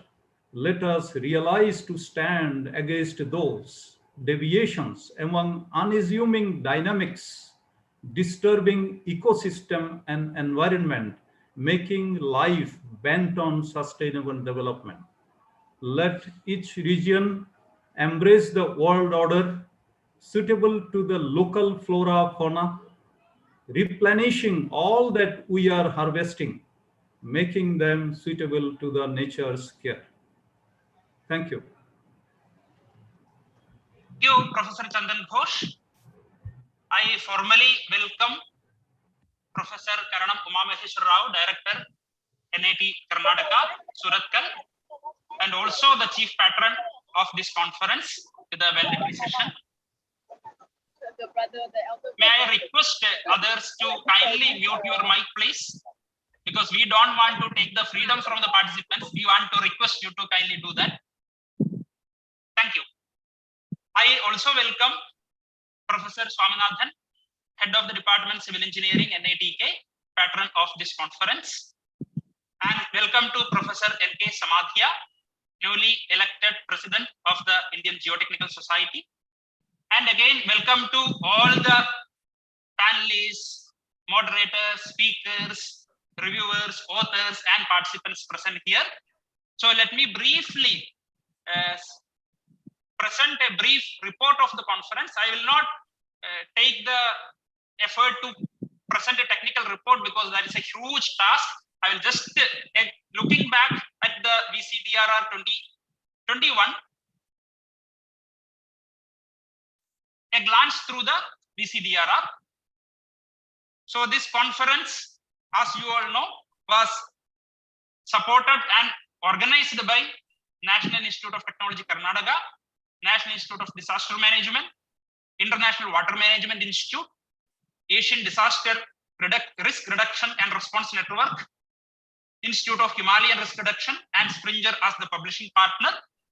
And we also have support from ISSMGE, very renowned societies like ISSMGE, IAHR, Engineering Council of India, IACRR, American Society of Civil Engineers, Australia-India Water Center, Indian Society of Earthquake Technology, Indian Geotechnical Society, and IGS Surathkal chapter. So we have announced this conference on 13th October 2020, which happened to be the International Day for Disaster Risk Reduction. And we are ending this conference today, 20th March 2021, International Day of Happiness. The focus and vision of the conference was set in line with the UN Sendai Framework for Disaster Risk Reduction 2015, UNDRR Chief's 5-point plan for resilient infrastructure, Indian Prime Minister's 10-point agenda on DRR, and UN Sustainable Development Goals 9 and 11. So this is the just how the program happened, spanning over 6 days. So actually, we had 40 keynote lectures, and we have kept all of them as a plenary lecture, and the technical sessions were running parallelly. These were the topics covered in the conference, touching different areas of disaster risk reduction and civil engineering. A brief glance through the conference. We have 15 global partnering organizations, and we received 612 paper submissions, out of which 310 papers were accepted, 872 authors, 204 reviewers. We had 40 keynote speakers, 6 panelists, and 18 session chairs, with the speakers from diverse background, different continents, different age group, gender, location, and different expertise, including natural science, physics, humanities, not only engineering. We had professors of age 70 plus, and even a PhD student of age in early 20s as speakers, because we have kept the forum open for anyone interested to deliver a talk. We have had a special tab on our website. If you want to become a speaker, kindly contact us. We had 10 keynote sessions in which 40 lectures were accommodated. And the very peculiarity of this conference is punctuality. We started every session on time and ended on time. Special thanks to all the session chairs and the speakers. And we had 8 technical sessions where 120 delegate presentations were there. And we have concluded the panel discussion, the very interesting, exciting panel discussion. And we have 1700 plus delegates registered from over 70 countries. And very importantly, this was a zero budget conference. There is no registration fee, no publication fee. And this is a conference owned by the participants and made successful by the participants. All the keynote papers will be published in Springer Cracks in Civil Engineering series book, and all the technical papers will be published in lecture notes in civil engineering. With this, I will stop my presentation, and may I invite Professor N.K. Samadhya, President, Indian Geotechnical Society, to kindly speak for 2 minutes. Okay, thank you, Dr. Srivalsa, and I would like to thank the organizers for giving me this opportunity. Now, as far as Indian Geotechnical Society is concerned, Indian Geotechnical Society is always there to support such type of conferences. And I'm happy to know and just to hear that there were keynote speakers from the age of 20 plus to 70 plus. So it was the experience as well as the research scholars or the students who wants to learn, who wants to gain, let us say, experience and also to gain knowledge what the disaster risk resilience is. And because all the students or the young people, they are the future of all this. So whatever experience the seniors have gained, they have given, you can say, the blessings and the learnings in the form of the blessings to all these young students. And I'm also happy to see that there are participants of the order of 400 or so, and all the sessions were very successful and timely completed. I could attend only 2 sessions. The first session in which Professor Bhandari has enunciated the importance of the disaster resilience, and the last session, which was very interesting, and in which Professor T.G. Sitaram, Professor Babu, and the experts from abroad, they have discussed the need and also what is the importance of the disaster resilience. So thank you very much for giving me this opportunity, and this conference has been very successful. So congratulations to the organizers. Thank you so much. Thank you, sir. Thank you very much for your kind words. May I request Professor Swaminathan K, Head of the Department Civil Engineering, to kindly speak a few words. Sir, please unmute your mic. Yes, perfect. Yeah, our director, Professor Karnam Maheshwara, Dr. Srivalsa Palataya, the organizer of this virtual conference on disaster risk reduction, civil engineering for a disaster resilient society, and distinguished keynote speakers, other delegates, dignitaries, government functionaries, and ladies and gentlemen. Good evening to all of you. So I'm very glad to be part of this valedictory session of this conference. So as you are aware that NITK Surat, the Department of Civil Engineering, always in the forefront in organizing such events. Over a span of last 1 month, I think we have organized about 4 events, national conference, workshops, and internet conference like that. So the ongoing pandemic is not deterring us in going ahead in organizing such events. And our director is always cooperative and very supportive in extending all the help needed for organizing such events. This conference is very special to us because of the reason that in this region during the northwest monsoon, the landslides are frequently occurring here. Most of the disasters are related to monsoon here during the month of June to September. And we are always cooperating and working together with all the government agencies in the Mangalore districts and other stakeholders. And our faculty members of the geotechnical group are very much active. They are very much involved in teaching, research, and other industrial sponsored consultancy projects. And our young faculty member, Dr. Srivalsa Palataya, is very active and dynamic.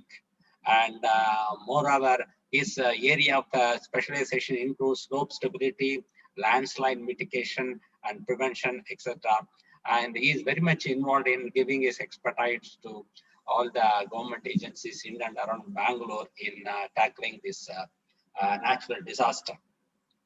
So I think now, compared to about 10 to 15 years back, now we are in a very good position to understand the disaster, handle the disaster, and we could manage the disaster very well so that we can reduce the risk of the disaster. whatever happening in and around in India. And one of the UNDP reports says that 90% of those who are affected or die due to natural disaster, they live in developing countries. And more so, the climate-related disaster events are taking place more frequently in and around our country and around the globe also. Unlike the East Coast, where we have due to the Northeast monsoon, the cyclone-related disasters are very frequent. It's not as much frequent as the East Coast, starting from the state of Tamil Nadu to Orissa. During every Northeast monsoon, we experience a lot of disaster related to cyclone. I think our National Disaster Management Institute also may be involved in all those disasters, cyclone-related disasters. Whereas in this region, we mostly have the landslides and flooding during the monsoon, not like the East Coast, the cyclone-related disaster.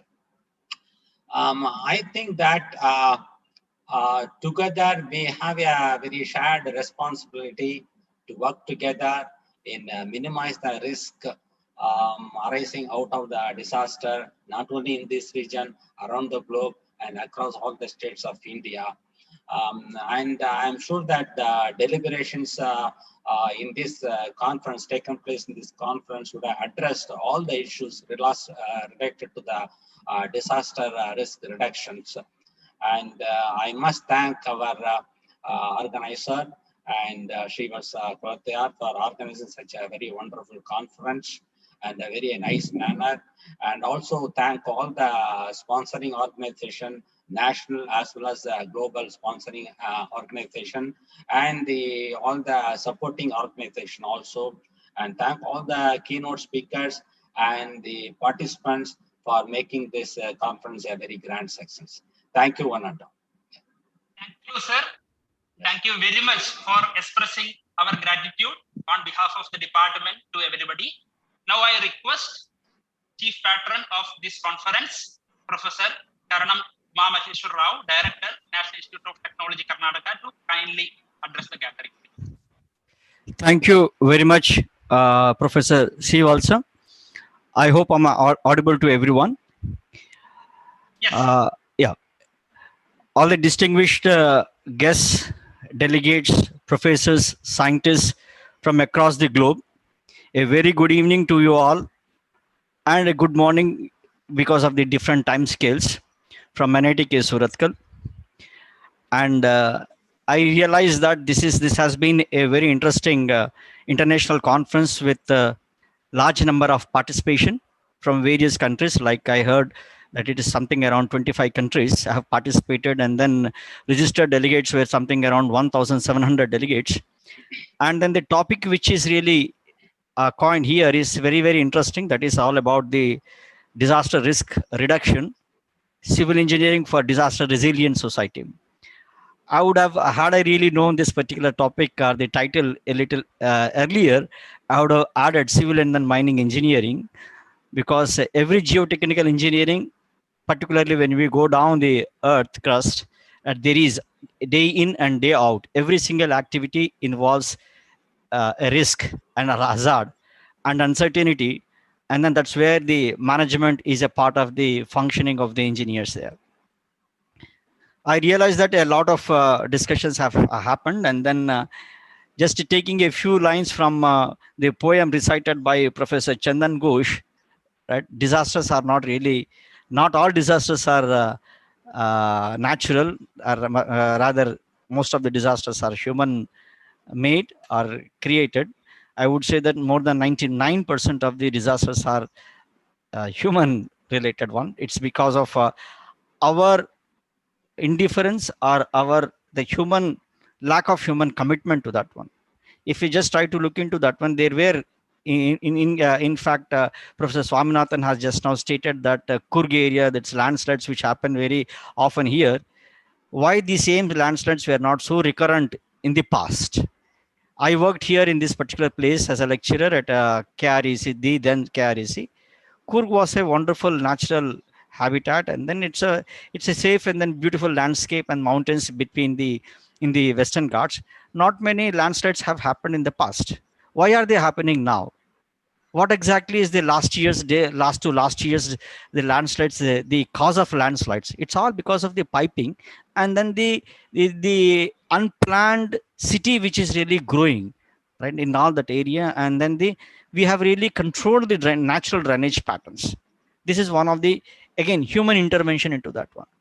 And even today's COVID-19, which we call it as a pandemic, and then it has been there on us for over a year, and I really do not know whether it has have we really learned anything from this particular disaster or not. I do not know, but then I just would like to remind all the young scientists that most of the disasters, say the disasters which happen on the roads, disasters which happen due to floods, disasters which happen in the mines, disasters which happen in the civil constructions, disaster, wherever there is a human activity, that all these disasters have some way or the other related to our commitment into that particular job. And a few natural disasters, and even today with the increase in the instrumentation, earthquakes are really predictable, and then we are able to take the measures to contain the human loss. And then with the instrumentation and then the forecasting techniques that we have, right, we are able to even forecast the storms or hurricanes or any such things, and then we are able to contain the human loss, and therefore are able to mitigate various things. But then wherever there is any civil structural failure or a mining structural failure or the road accidents which are happening, right, particularly in our country, it's all because of our negligence only. All right. So now here, every single paper which has been discussed here, it has to translate into its application on road or in the field in our activities. If any international conference for over 6 days, 1,700 delegates registering and so many papers, if it remains within the four walls of the conference hall, I think we will not be able to contain the disasters, and then we cannot really make our society a disaster resilient or risk resilient one, right? And with these few words, I once again congratulate Professor Srivalsa for really taking this initiative. And then this is a topic which is very important for the youngsters to really follow that one, because it is in our hands to reduce the disaster. It is in our hands. It is in our hands to make the society resilient. It is in our hands to really become commitment. It is in our hands how to make our lives more happier. Thank you very much. Thank you very much, sir, for your very enlightening address. And also you have reminded us that the responsibility lies on our shoulders. And as Swamiji said, we are the creator of our own destiny. Thank you very much for reminding us and guiding us. Thank you very much. So now, before I propose vote of thanks, we would like to hear from a couple of participants if they want to give some feedback. The criticism are also most welcome. We will request the participants to kindly switch on your video so that we can see you and we will call you by name. I see one Dr. Tam Duong is there. Can you please, please give your feedback. Thank you, Dr. Srivalsa. Today, I'm so very great honor for me, to share some opinion here, especially all of you know that today is the International Day of Happiness, So as for me, I'm really actually happy, very happy to enjoy the conference with so many informative sessions. Especially, I'm so greatly appreciated to Dr. Srivalsa for his very active working through the many weeks ago, announced and organized such a very successful. Yeah, please be brief, sir. Yes, okay, thank you. I learned much from all of the colleagues from all over the world. And that is, I'm only want to say that I thank you very much for organizer, Dr. Srivalsa, and everybody participate, and Professor joining this conference. And I hope to thank you, sir. Thank you very much. Okay, there are so many people. Maybe we will hear from one more participant. I think we will hear from a lady participant. I think there is one girl who opened most, Farjana. Please introduce yourself and speak. Please unmute your mic.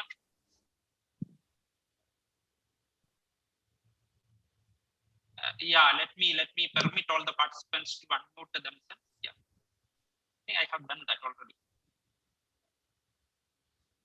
Yeah, most Farjana is there. No, maybe we will then hear from Maitreyi Mishra. Sir, it was very grateful to be the part of this presentation of this conference. It was very informative. Please give your criticism. Any what you didn't like? Yeah. No, sir, no criticism. It was very, very thoughtful of you and a very informative session. It was very grateful. I'm very grateful. Thank you very much. I think there is Dr. Lam. Dr. Lam, you want to say something?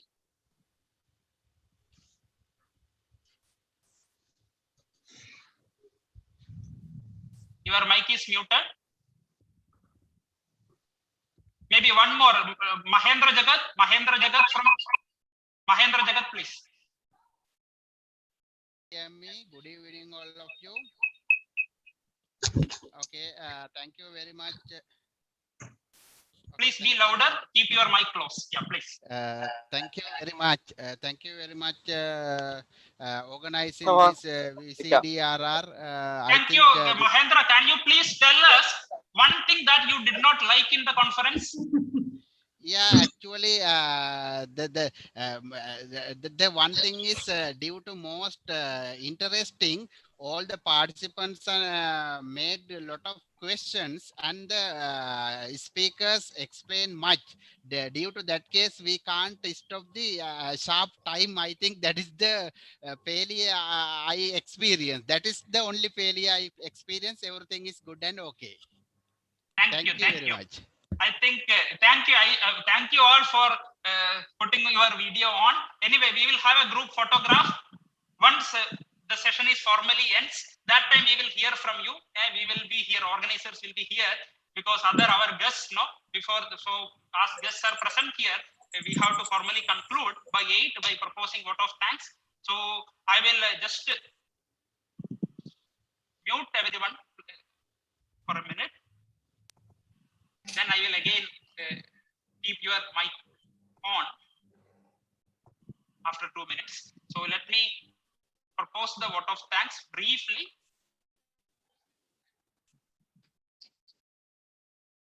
So first I thank Professor Uma Maheshwar Rao for kindly joining us during this valedictory session. Thanks to Professor Swaminathan. Thanks to Professor N.K. Samadhya. And thanks to all of you.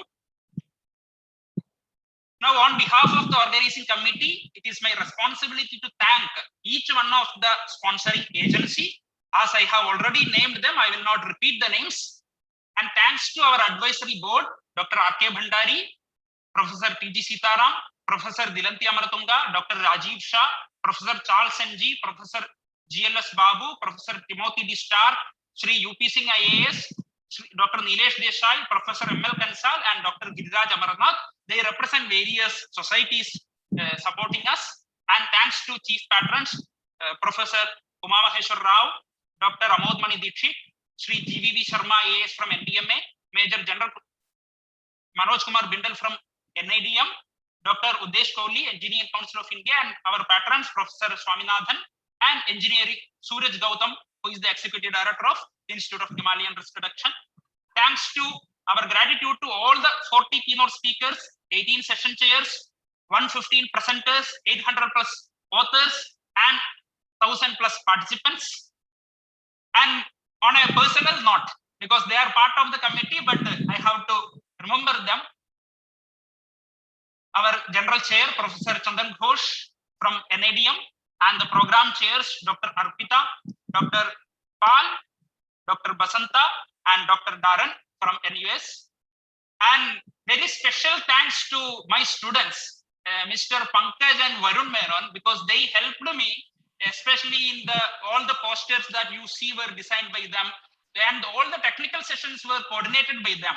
So this gives a lot of hope. As our director sir was also saying, they have hope on the younger generations. So even much younger generation to our generation. So because we need not tell them how to do. We need not only say we are organizing conference, they will design much better than we plan.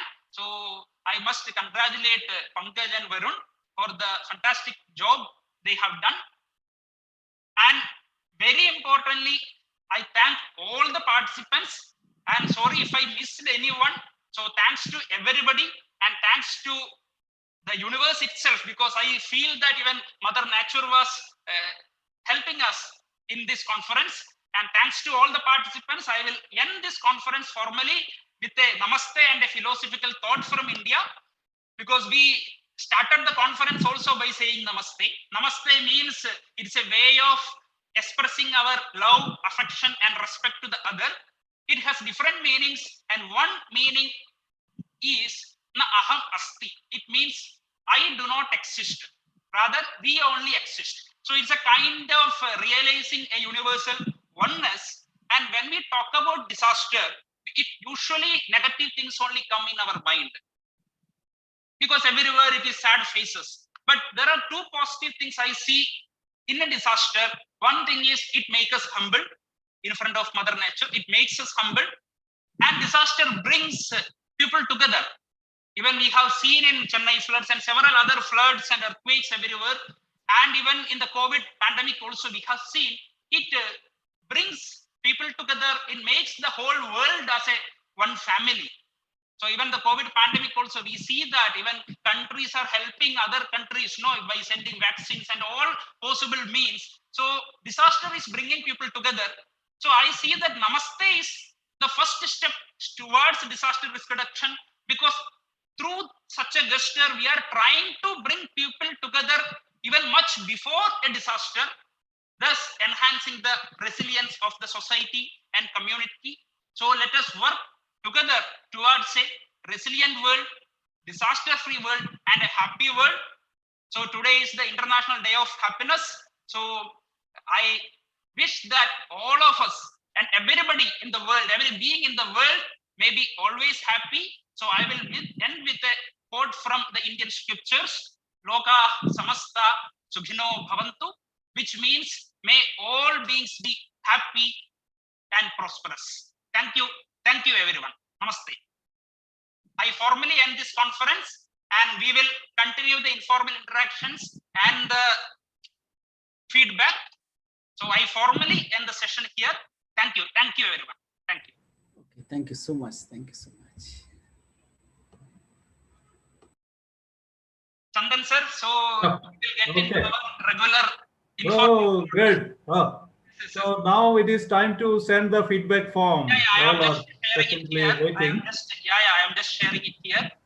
The feedback form. Let me just. So to all our participants, let us de-stress ourselves like this. Let us de-stress, because for 6 days. Now we need to take the photo also. Yeah. So I think we can request all participants for video. Yeah. So I have shared the feedback form. Anyway, it will be there. So no worries, you can fill it. Give them 2-minute break to have some sort of setup. Let them keep the video on.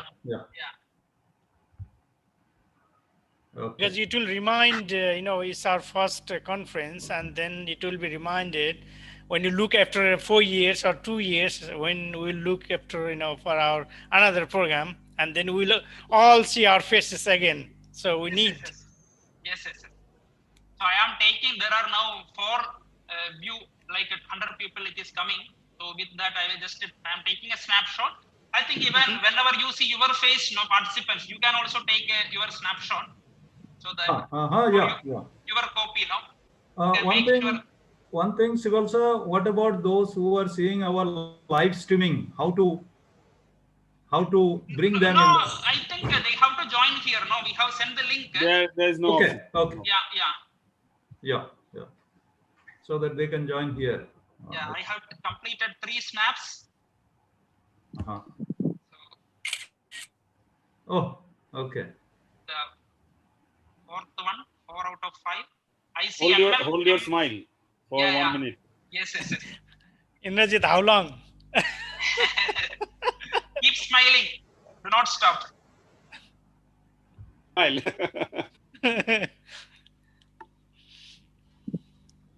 Yeah, I think I have completed all the 5 and I have put it in our WhatsApp group. I will also email to all the participants. Good. I think the participants can also take, you can also put your gallery view, and wherever your face is coming, take a screenshot and copy it somewhere in the email or WhatsApp. Otherwise, it will not stay. So nice. I will allow the participants to. Participants are unmuted already. There is no problem. Okay. So the feedback form is there. Sandan sir, if you want, I think we can start the informal interactions. But if anybody wants to speak something. Yeah. So please, now it is your time.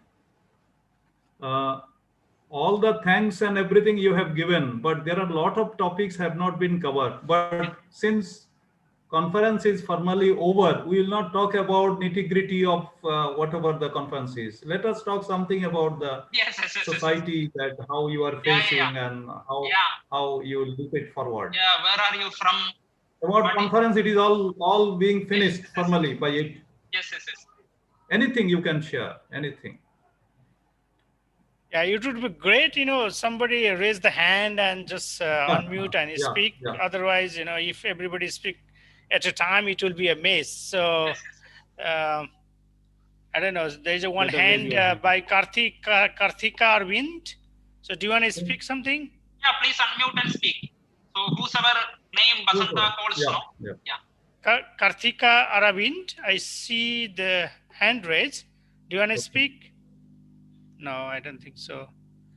So you speak directly to the point you want to raise. Thank you. You have given already, and you have given the chat box also. So please raise your hand. Yeah, please raise your hand. I'll just call the name. Yeah. So Anjalia, please. Oh, okay. Anjalia, unmute and speak. Anjali. I think everybody is busy taking snapshots. Anjali, yeah. Yeah, please. Then Komal. So Anjali, please unmute and talk. Yeah. Okay. I think now. Okay. Now they can unmute. Yeah, please, Anjali, please. Hello, sir. Yeah. Sir, am I audible? Yeah. Yes, please go ahead. I'm Anjali from Kerala, doing my PG in geotechnical engineering. This is the first time I am attending this much of keynote session with excellent presentations and all. This is a wonderful session for me.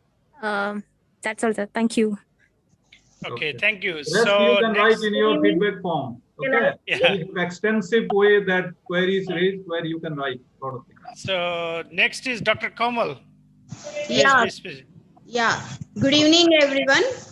It was very nice experience to go through this conference, and I must appreciate the time management because each and every session was so perfectly arranged, even to all the keynote speakers, because I have never seen that all things went on given time exactly minute to minute. Also, I would like to quote here that I am working in area of nanotechnology, water and wastewater reuse. So in future, for any collaboration of research, I would be interested to join with the organization. Thank you so much. Thank you. So next is Sejal. Please unmute yourself. Sejal. Yes, yes, sir. It was a very, very nice conference, and I have a suggestion.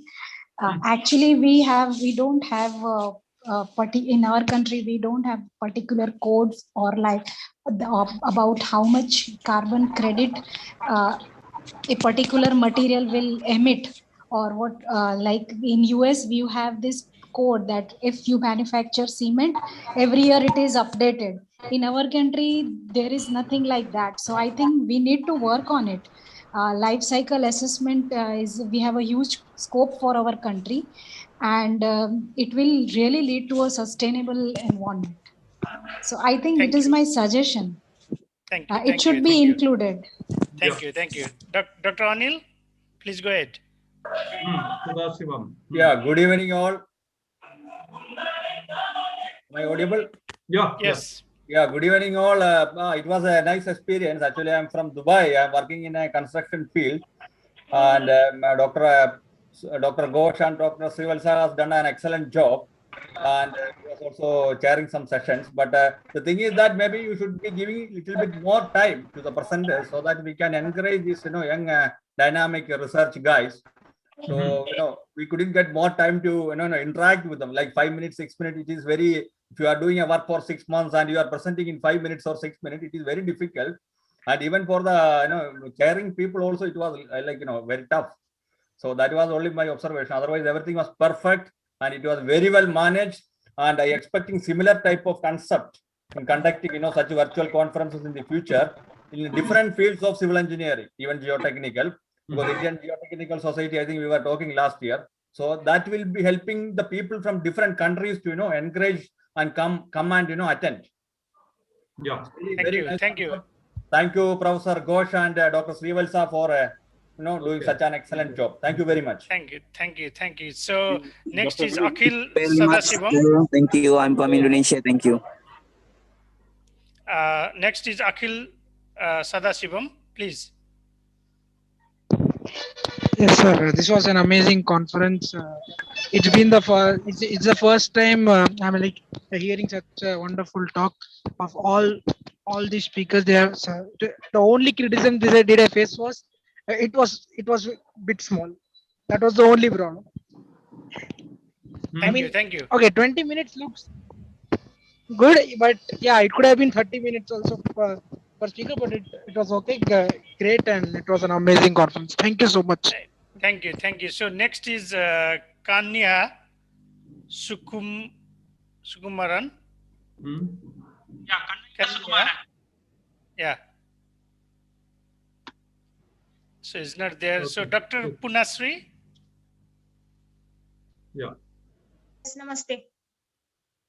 It's very amazing experience. You have organized virtual conference and without any registration fee, and all the keynote address speakers, they have also shared their views, and we are looking forward for such a virtual event here onwards again.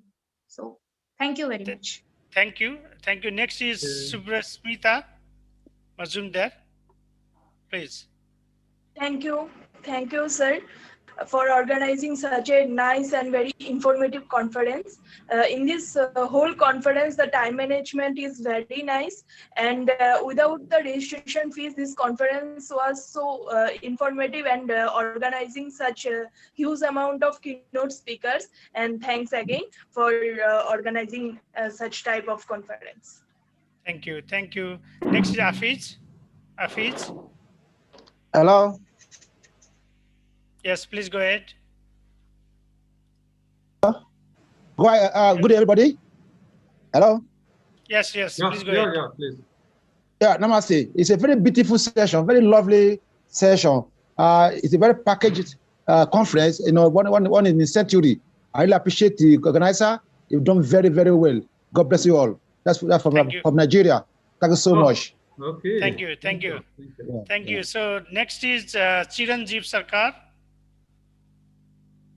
Yeah, good evening, sir. Actually, this is Chiranjeev Sarkar from Kolkata.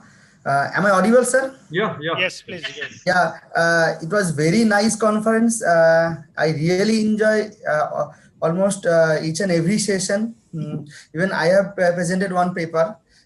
Only one small criticism, rather I will say it's not criticism, it's unhappiness. That is, I could not able to meet physically with the all industry and research pioneers because of this pandemic situation, as this is going to the organizing in virtual conference. So I hope that next time all is well and we will be able to meet with all pioneers physically in the coming conference. And thank you to the organizing team, Chandan Ghosh sir, Srivalsa sir. Thanks a lot. Thank you. Thank you very much. Thank you. Next is YK Guru Prasad, Dr. YK Guru Prasad.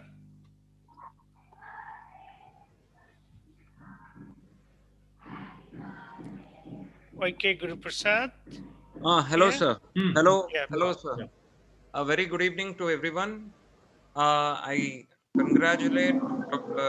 Srivalsa and the entire team, Dr. Chandan Ghosh sir and Basantraj sir too. I congratulate all of you for this excellent conference which has been carried out in a very, very organized way. I thank the entire team. I also thank NITK Suratkal also to have given me an opportunity to chair a session and also to present my papers in one of the sessions too. I would look forward for the same conference to be hosted in the next coming years too also, and my support is there for this always. All the best, Thank sir. you. Thank you. Bless. God bless. Thank you. Thank you. Thank you very much. So next is Pranay Roy Chaudhary. Hello. Yes. Go ahead. Good evening, sir. Sir, first of all, like all others, I would like to congratulate the excellent organization of this conference. And frankly speaking, sir, disaster is a part of my work. I work in public health engineering department, and I have personally seen the effects of Amphan. Immediately after the Amphan, I had to go and get involved in the relief activity. So when I was listening to the conference, these things were becoming, apparent in front of my eyes as if I could see. Thank you. Thank you very much. Thank you very much. Thank you so much. Thank you so much. Yeah, I saw the hand by N. Vivekanandan. Do you want to speak? Yeah, it is audible? Yes. It is audible, sir? Yes. Yeah, good evening, Professor. Good evening to one and all. I am Vivekanandan from CW, Central Water Power Research Station. It is located in Pune. I am working as a scientist here. It was an excellent conference. I thank Dr. Srivalsa and his entire team for arranging such a wonderful conference. And moreover, the topics delivered by the experts are directly relevant to my field.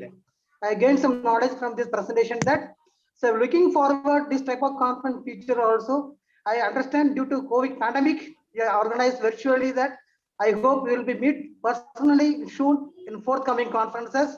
So I request one simple honest request, kindly make available the PPT by the keynote presentation only.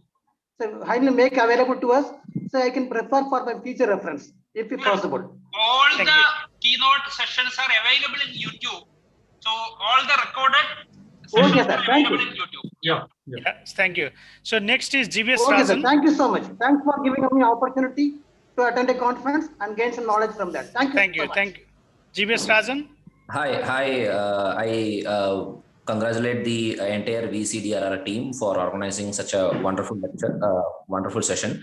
On the personal note, I have attended almost most of the on the keynote lectures and on the very topics. Sometimes which we could actually, they have individually discussed individual case of hazard, like it may be a earthquake discussion or a landslide discussion, but connecting everything, sometimes I could actually find a multimodal hazard study happening over there. That was actually one of the biggest takeaways I have from this session. And another thing was, I myself joined, got the information of this the session quite late. I was actually a week before of this session only I came across of this such a wonderful discussion happening, and the privilege of following Dr. Srivalsa on LinkedIn. Thank you. Thank you. So Thank I you. saw the hand from Hemlata, but now, yeah, please Yes, go ahead. sir, yes, sir. Yes, sir. I am Dr. Hemalata. Good evening to all professors. Sir, it was a very informative session, sir.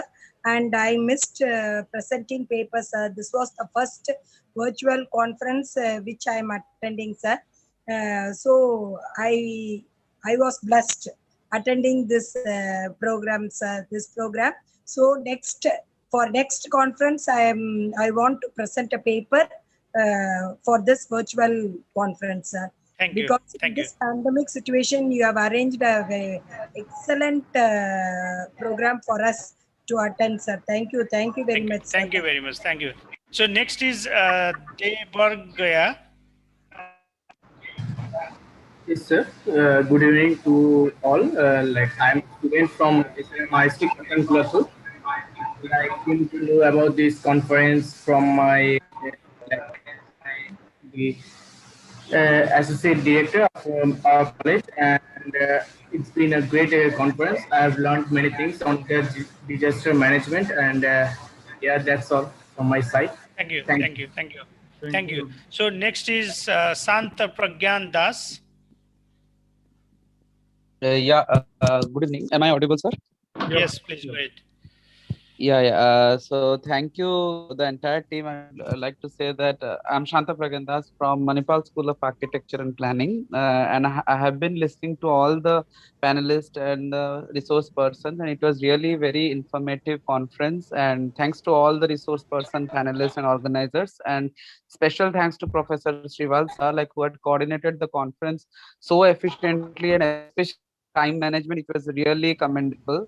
And I would request the team to organize similar conference and let us know about it. Like, let us be in a team so that we will be better. And the best part is, like, even if it was happened in a pandemic situation, but on a global perspective, we came to know, and across 70 countries, that's not a small thing, and it has been coordinated and well organized. So I am kind of very much privileged to be a part of this conference. Thank you.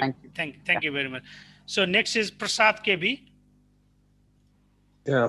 Good evening, sirs. I hope I'm audible. Yes. I personally thank Dr. Srivalsa, Dr. Chandan Ghosh, Dr. Basanta for having managed this conference very well, a wonderful organization. And not just the conference, it's during the stages of the paper acceptance, communication, any queries addressed, Dr. Srivalsa was able to handle the queries point by point, and he was very patient to address queries very well. And I think that it's been a great organization by the team. And I thank personally, it has been a great conference for enriching sessions. And through this conference, after 15 years, I got get connected to my professor, Dr. S.K. Prasad, who was my professor in my undergraduation. Okay, so I passed out from SJC Mysore. So it was like a dream come true to get connected to him after 15 long years.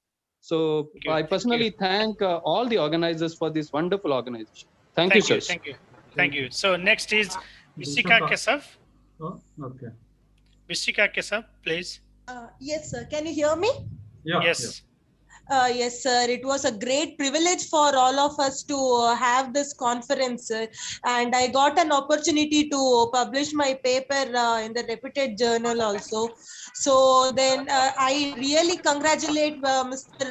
Srivatsa for having a great conference. And I look forward to have more conference like this, sir. Thank you so much. So thank you very much. I think people are, very reluctant to say. Okay. So Chandan sir, please go ahead. Just a few things that I would like to say that. Please, in feedback form, whatever will be those who are not here, or it will be sent also by email to everyone who have registered over here, because it is thanks to this this kind of things organization is possible, because before COVID we have never thought that such kind of mutation will come in the human life. So although COVID has mutated in itself in the last 1 year more than 400 times, but this revolution that this online communication virtually that has brought in us through a wonderful communication system where we could connect entire globe without any break, without anything. So thanks to those people that who have made such kind of wonderful communication available for us to see each other, to share each other. So one of the point that while this conference was taken, that there must be a publication because there are more than 200, I think, paper abstract we have to reject because they could not make the entire paper. So that was the aim for especially the youngster that to make this some contribution in writing a paper. So all have been said and done, all have been shared, and we are all connected, and you will be giving your feedback through the feedback form And we are requesting your all those link and everything address and research interest. So with this thing in mind, I would say that with all that we have joined over here, each one of us can be a soldier to solve the problem that our earth are facing. And then in that case, we have to take the responsibility of solving the problem, and as well as whatever mental capability that we are having in our mind, with whether it is nanotechnology, space technology, remote sensing. So everything together in a bundle has to work together as a society to take DRR, disaster risk reduction, into the sustainable development. So on my personal behalf, I have been working in disaster management part only for about 1.5 decades in NIDM.